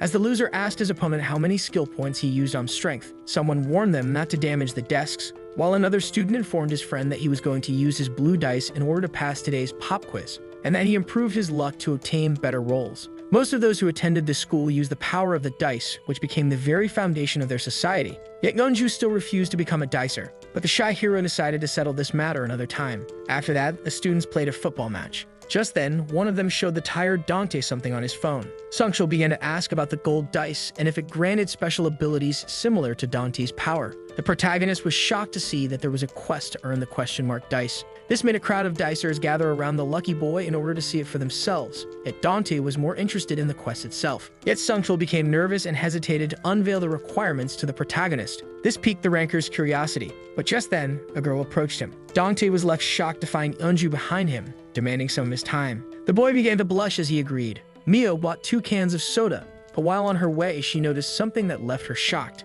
She immediately hid as she saw Dante and Yeonju alone, and began to peek. When Dante asked what she wanted, Yeonju stayed silent for a while, before handing him a bag which left him confused. Yeonju, who seemed to have something to say, gave him back his hoodie. Dante was then shocked when the chorus girl apologized for ignoring him recently before thanking him for protecting her last week. The girl then pointed out how he formed his guild to prevent such events from recurring, making him apologize, stating that he couldn't think clearly, so she affirmed that there was no need. Our blushing hero thanked the chorus girl for understanding. When Yeonju asked if he was harmed, the boy tried to flex his strength, making her state that he was still the same. The boy then pointed out that he had more dices than anyone, before sharing a laugh with Yeonju as Mio listened to them in silence. Dante, who stated that it had been a long time since they conversed like this, asked the girl if she was still getting harassed by dicers. Yeonju paused for a second as her eyes saddened, as she recalled her massacred chorus book along with the 3 junior girls and how Dante's guild was the only barrier between her and the bullies. Yet she claimed that everything was alright. The confused protagonist then asked about the day of Yeonju's competition, which she stated would occur on Sunday. Mio heard him as he promised to watch the competition. Yet the chorus girl stated that she wouldn't be participating, which surprised the boy, seeing how hard she trained, and so Yeonju revealed that all the others had left the club as she walked away. But when the dicer asked for an explanation, the girl quickly bid him farewell. And when he tried to stop the chorus girl by grabbing her shoulder, he was shocked to see her eyes filled with tears. Dante was baffled. The young man apologized, stating that he only wanted to express his gratitude. Dante then asked what was bothering her. Yeonju revealed that none of the other girls attended training after becoming dicers. She was left lost as even her boyfriend began to change, wondering why it had to end like this. This made Mio reflect on her own thoughts. After that, the bell rang, marking the end of the break. The teacher commented on the strange weather and stated that the class should concentrate since the finals were near before asking them to open their books. Dante tried to focus in class, when suddenly a phone began to vibrate, which annoyed the teacher. From the multiple phones simultaneously going off, our hero realized that this must be a quest open to all. Mia opened her phone, wondering what the quest was about. The new quest was a race to the school grounds that promised dice to the first 20 students.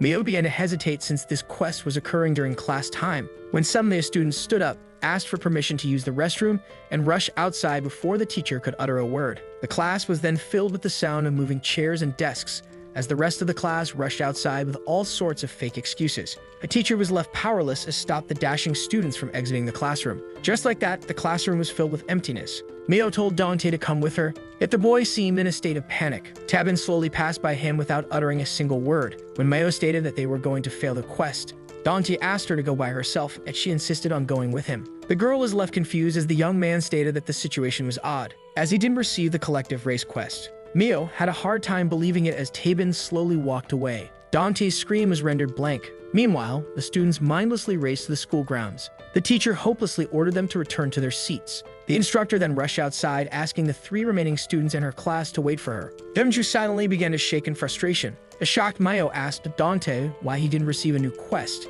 yet even he couldn't comprehend it. The girl then asked X why he was driving Dante crazy, but the game master stated that he wasn't to blame since he had a good reason for his actions. Despite having all authority over quests, the game master revealed that even he had to follow the rules and that Dante was well aware of the reason behind his penalty, which left the young man confused. And so, Mio rushed outside of the class. The girl tried to stop Tabin as she was convinced that he was a dicer who had some intel on the situation. Hearing this, the young man stopped and kept silent, before declaring that he had no obligation to help them even if he knew what was going on. This made Mayo realize that Tabin was aware of something, so the boy stated that he was aware that something was wrong. Mayo wanted to know why people like her receive more quests than others. She also wanted to know why she obtained the quest for the gold dice earlier than the rest of the dicers. Stating how Mayo had a promotion quest to hand was a supplementary reason for Tabin not to answer her question since it would become a nuisance. This triggered the female dicer who grabbed him by the collar, but just then, Dante asked her to stop, stating that his intel wasn't necessary. The protagonist claimed to have come to a theory,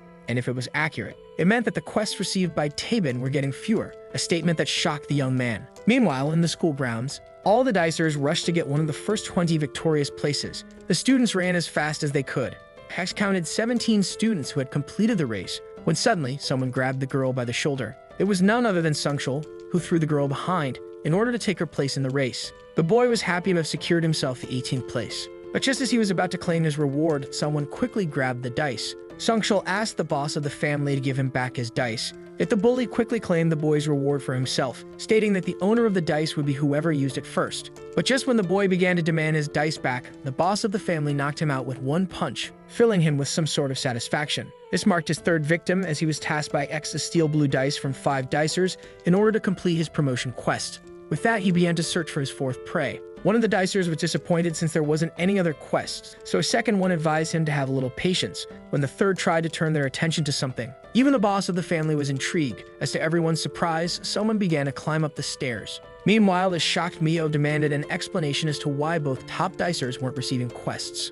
Dante stated that Tabin didn't receive the Yeonju quest last week, which he unintentionally confirmed with his silence, making him recall something Byung-chul had mentioned. The late dicer stated that every dicer received quests proper to him that reflected his true identity. At first, the protagonist compared it to a game where one chooses the race of his character, but he then began to wonder if there were also conditions. Dante speculated that the dice didn't just appear out of thin air, but were instead made using a type of energy source, which intrigued Mio. The young man theorized that the obvious reason behind his immediate transformation and X sending him fewer quests was that he himself wasn't the same as he once was. Meanwhile, the student continued to climb the stairs. One of the dicers recognized him as the student council president. After clearing his throat, the student council president boldly announced the X Sports Festival before ordering the baffled crowd to begin clapping. This triggered the dicers, who demanded that the president get down this instant. But as they rushed to take him down, he claimed that the game master himself had tasked him with this. The student council president then showed his phone as proof that X gave him the quest of announcing a quest.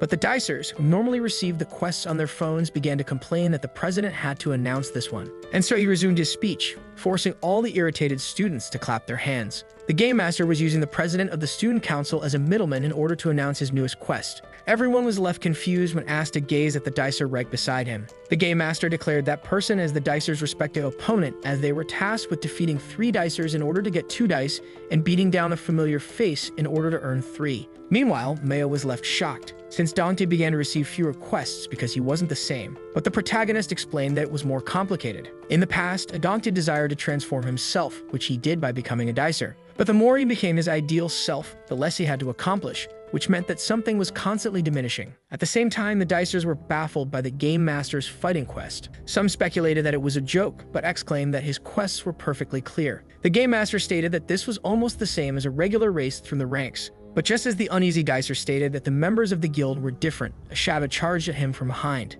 But he noticed it too late, and just like that, the student was the victim of a surprise attack. Meanwhile, Dante began to wonder what could have changed about him. But just then, the 3 dicers came to the same conclusion. Meanwhile, one of the dicers began to mercilessly beat the other student, making him beg for mercy with a mouth full of blood. But the student recognized his attacker as his classmate and then asked him not to fight him. That he didn't want to hear any of it since X would grant them dice if they fought and won against someone they were familiar with, making the attacked dicer fear the worst. When suddenly, the ambusher himself was surprised by a kick to the face, knocking him off his opponent, who thanked his mysterious savior. That this dicer, who tried to catch his breath, had an uneasy look on his face, as he asked the one he just saved if he wasn't fully beaten yet. The attacked dicer had a hard time comprehending those words, but was immediately alarmed when his savior began to assault him. At the same time, while Dante was theorizing what must have been constantly decreasing, Tabin's nostalgia resurged, as he also once realized that the energy source must have been desire. The past Tabin tried to get Muyang's attention. This happened 9 months ago. A younger Tabin had to yell the boy's name in order to make him remove his earphones and finally lend him an ear. The young man was angry at Muyang since he was always in solitude with his music, so as a music lover, he didn't see the wrong in living as such.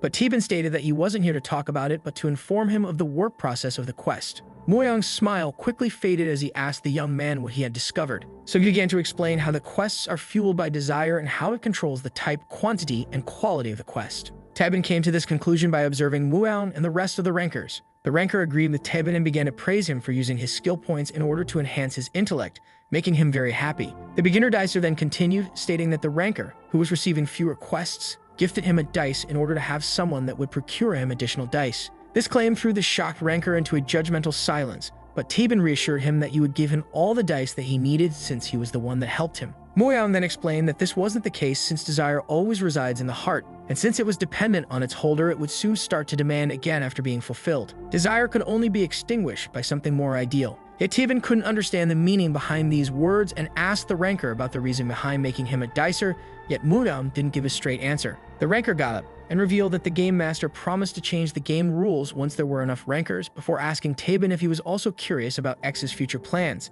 This made the beginner dicer reflect in silence. Muyang then excitedly suggested finding all the rankers and teaming up with them at the right moment before stating that Tabin should sharpen his appearance in order to shock his bullies. With that, he proposed going to meet the others, which an excited Tabin agreed with. But from that day on, Tabin could no longer predict Muyang's plans and thoughts, yet when he finally understood it all, he was left too shocked to process it. An agonizing scream echoed through the cloudy sky. The poor boy that was being lifted off the ground by the neck began to beg for help, before crumbling right before the shocked Tabin's feet. The young man began to shiver in the presence of Muyang. Another boy ordered the girl behind him to immediately flee once he deployed his powers, and so the ranker activated his special ability, allowing him to tear parts of the ground. Just like that, the young man acquired floating projectiles. The female dicer used this opportunity to flee, jumping to the rooftop of the next building, and so the ranker launched his attack, aiming at Muyang. Despite giving it all his effort, the dicer's target suddenly disappeared, leaving nothing for him to hit other than the ground, leaving him shocked and confused. It looked like his opponent had vanished. But just as he began to search for him, Muyang began to appear behind his target, claiming that he was different from the other rankers who were completely helpless against his time stop. He then grabbed the ranker's neck with extreme strength and broke it, making him fall at Tabin's feet. The ranker tried his best to address Tabin, begging him to run for his life, which horrified Tabin. With that, Muyang began to approach the only dicer left as he asked and not to be feared. After all, he shouldn't run from the one he pledged his soul to. But Tabin was too scared and tried to escape his once savior. Muyang watched him in disappointment as he activated his time stop. The panicked Tabin tried to run as fast as he could when Muyang suddenly appeared right in front of him to his horror before grabbing him by the collar. He begged the dicer to free him, yet Muyang, who stated that the boy who came to know the truth about the dice betrayed him, claimed that it was the ranker who betrayed the group that he had formed. Tabin hopelessly tried to punch and kick his way out of Muyang's grip, yet his efforts were pointless. The ranker then looked at the boy, who had tears in his eyes, and stated that the first dice enhanced human abilities while the second one allowed them to transcend human levels. But before he could talk about the third level of dice, the female dicer ambushed Muyang from above, releasing Tabin from his grip. Just like that, the powerful dicer was almost knocked off his feet. The girl then looked at the boy and told him to escape, and so he gritted his teeth and used his special power in order to teleport himself away. The boy then tried to catch his breath, thinking that he was now safe since Time Stop wouldn't allow its user to travel such a distance. But when he turned his gaze to the result of the fight, Tabin was baffled as he witnessed the female dicer's fall, making him release a scream filled with pain and despair. Muyang claimed that it was now over, with him and Tabin being the last ones standing, stating that the boy could never escape him with just distance. And even if the boy lived undercover and started all over again, the dice would sooner or later reach his hideout before claiming that he could never escape him or his past.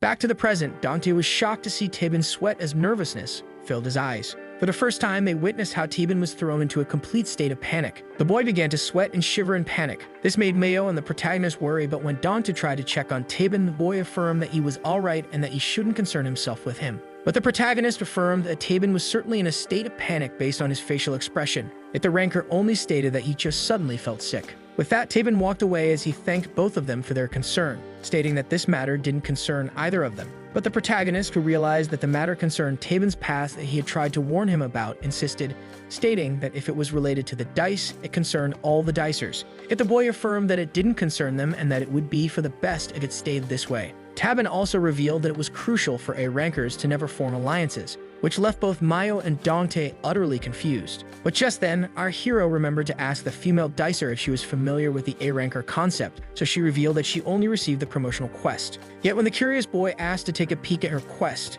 the embarrassed Mio utterly refused, but the boy insisted. Mio affirmed that it was inappropriate for Dante to go through a girl's phone as if they were lovers, yet the confused Dante stated that he was simply curious. The blushing girl's reaction was unexpected for the protagonist as she immediately tried to change the subject. Just then, Mio noticed the shouting that came from outside as she remembered that the racing quest was ongoing. And so they entered back into the classroom. But when Dante noticed that Yoonju's seat was empty, Mio, who went to the window, was shocked by what she saw. The girl then asked the dicer to quickly come and see, and to his surprise, an all-out brawl had broken loose among the students. This made the boy wonder what type of quest it might be, to make dicers mercilessly fight each other like this. Meanwhile, the boss of the family was enjoying the chaos, as he continued to snatch dice, rendering him one steal away from the gold dice. Yet when the dice's rightful owner tried to claim it back, the dicer responded with a punch to the gut. Meanwhile, the girl that tried to assault Eunju with a razor blade began to pull the hair of another female dicer, who was agonizing in pain, severing some of her hair in the process. The bully looked at the crawling girl with cold eyes as she tried to escape while begging for help. In the end, the crying girl gave up on the quest and the dice that came with it, which the bully found pathetic. The assaulted female dicer promised to never fall to such greed ever again as she screamed for help when she noticed Eunju standing in front of her.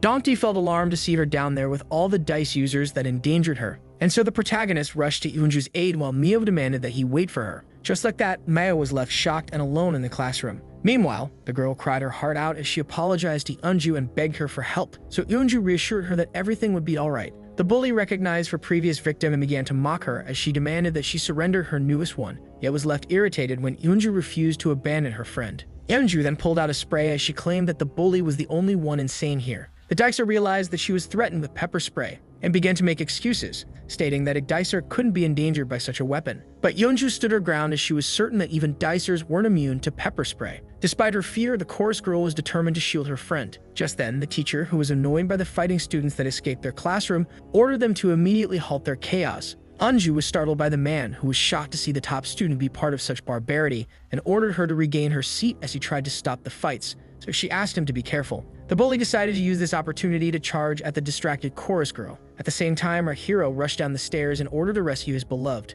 while Maya was left alone with her thoughts. The female dicer thought that Dante was still the same boy that didn't look back at how he mentioned that the desire of every dicer impacted their quests. This made her wonder if the promotional task of hanging out the protagonist at his house was what she truly desired. Just then, Maya realized how she truly felt about Dante. Meanwhile, in the hallway, Taben was determined to vanquish Murion once the increase of the ranker numbers marked the debut of the hunt. At the same time, the bully tackled the chorus girl, making her fall to the ground and lose her pepper spray. Yeonju tried to locate her weapon while the angry dicer tried to assault her. The girl began to panic and tried to reach the pepper spray, but immediately felt alarmed as the bully tried to punch her in the face. When suddenly, Dante arrived and used his skill, Time Stop, stopping the flow of time and petrifying Yeonju and the bully, along with the teacher and all of the fighting students. Dante, who was getting used to the skill, decided to use all the stat points that he saved in order to maintain Time Stop for 40 seconds. And so he decided to rescue Eunju and her friend before putting an end to these fights. But just then, among the petrified students, a shadow began to move. Our surprised hero was certain he had seen a figure moving. This left the protagonist confused since he clearly saw a moving person, and so he began to call it out. Yet no response, so he screamed once again. But all he could hear was the silence created by Time Stop. The game master then jokingly implied that the ranker was just fooling around after freezing time. This made our hero speculate that this was all the fruit of his imagination. But just then, he was surprised as his time freeze reached its end, which resumed the flow of time for Yeonju and the bully. But just then, her fist was intercepted. The bully was shocked to see Dante appear out of nowhere to intercept her punch. Eunju was also surprised to see the protagonist. The female dicer began to shiver in fear as Dante, who didn't want to harm girls, ordered her to stay away from Eunju. Just like that, the bully ran away. And so the crying female dicer then rushed to hug the chorus girl and apologized for giving her the cold shoulder in fear of being inferior to the others in case she didn't become a dicer. The girl was really grateful to Eunju, who came to her rescue. But the chorus girl affirmed that Dante was the only one to thank. Since she was too powerless to shield the others, Hanju then asked the protagonist if he knew the reason behind the game master's actions, and if he truly enjoyed such mayhem. Dante looked around to see two girls fiercely fighting. At that moment, the teacher rushed to separate two other dicers fighting, while Yeonju was curious about the purpose that X was trying to fulfill. But just then, one of the dicers accidentally hit the teacher in the head with his monstrous strength. All felt alarmed as the man crumbled to the floor. Dante, Yeonju, and the student who hit the teacher by accident looked in disbelief. All had a hard time believing that a teacher was harmed, and so his opponent, who began to panic, grabbed him by the collar, yet he affirmed that he didn't harm the man on purpose. When suddenly, Dante screamed for all to stop the chaos. All were surprised as the protagonist ordered them to halt their fights. Yet one of the dicers demanded just a few more seconds in order to choke his opponent, pleading for help to ensure a dice, when Yeonju pleaded with them to stop. Dante had to remind the dicers of the rules of the guild, the first being to not involve any regular human like the teacher whom Yeonju was trying to help. At that moment, Yeonju's friend decided to run away, passing by Mio, who watched in silence. Dante affirmed that he wouldn't accept this barbarity and that they should forsake the quest if it brought harm to each other. When suddenly, someone shouted to stop the fights, seeing how the teachers had arrived. But while X was disappointed in the instructors interrupting his fun, some of the students also wanted to stop the quest, while others like Sungshul were annoyed by the ranker who could order them around. The boy was certain he could complete more quests if it weren't for the protagonist. Sungshul speculated that Dante only wanted to become their leader by forming the guild while wishing to have the same rank as him. He then recalled when Dante asked him about his promotional quest, yet he couldn't bring himself to answer, since his task was to destroy the protagonist's guild and create discord among its members. Sungshul began to seriously think about it in silence. Dante then stated the second rule, which consisted of every dicer assuming the weight of his actions during quests, before adding how careless it was to purposely harm friends, then asking them who would take the blame. The sun began to set. Inside the principal's office, the principal was furious at the teachers who couldn't discover the reason behind their students' terrible behavior, and so they tried to explain themselves, stating that none of them talked when interrogated as if they were under a sworn silence. The game master, who found the adults boring, affirmed that anyone who ratted him out would be deprived of quests. So the principal recalled how they mentioned that the students had their phones on them while fighting, and they explained how they only found the lock screen when inspecting the devices. This left the room filled with his disappointed silence, and so the teachers and the principal decided to leave this matter unpunished, seeing how it happened shortly after a student's death, marking the end of the field quest. Later that night, the boss of the family let out a hysterical laugh since he managed to steal his fifth dice during Dante's speech, and so he immediately rolled it in order to complete his promotional quest of stealing 5 dice from other dicers. With that, the game master granted the boss of the family a gold dice. The dicer was very excited to finally become a ranker, and so he began to celebrate, seeing how he would now be able to use unnatural powers like Dante and Tabin. Without any wait, the boss of the family immediately rolled the dice, wishing for great power. He was looking forward to receiving his new power, and when he looked at his prize, the excited boy found the suit symbol, leaving him utterly confused. Back then, when time was frozen, before Dante could rescue Unju from the bully, our hero could have sworn he saw a moving figure. But just then, in the frozen chaos, he noticed a shadow standing among the frozen dicers. Our hero was shocked as he was face to face with Muyan. The protagonist then asked the shady man about his immunity against time stop. Dante was still in shock, yet the A ranker didn't bother to give a true answer. Just then, Nguyen charged at Dante and jumped into the air, ready to deliver a destructive punch, which resulted in a catastrophic injury. When suddenly, Dante woke up in sweat. It was now morning and he was glad to learn that it was all just a nightmare. Just then, his phone began to ring. As someone texted him, it was none other than Mayo checking if he had a good night of sleep. Our hero just looked at the text before turning to his calendar. This Saturday, the protagonist had to attend Unju's competition, but on the other hand, he also had to spend time with Mayo. So the video ends here. If you don't want to miss the next part, activate the notification bell, and see you next time on Tob's channel.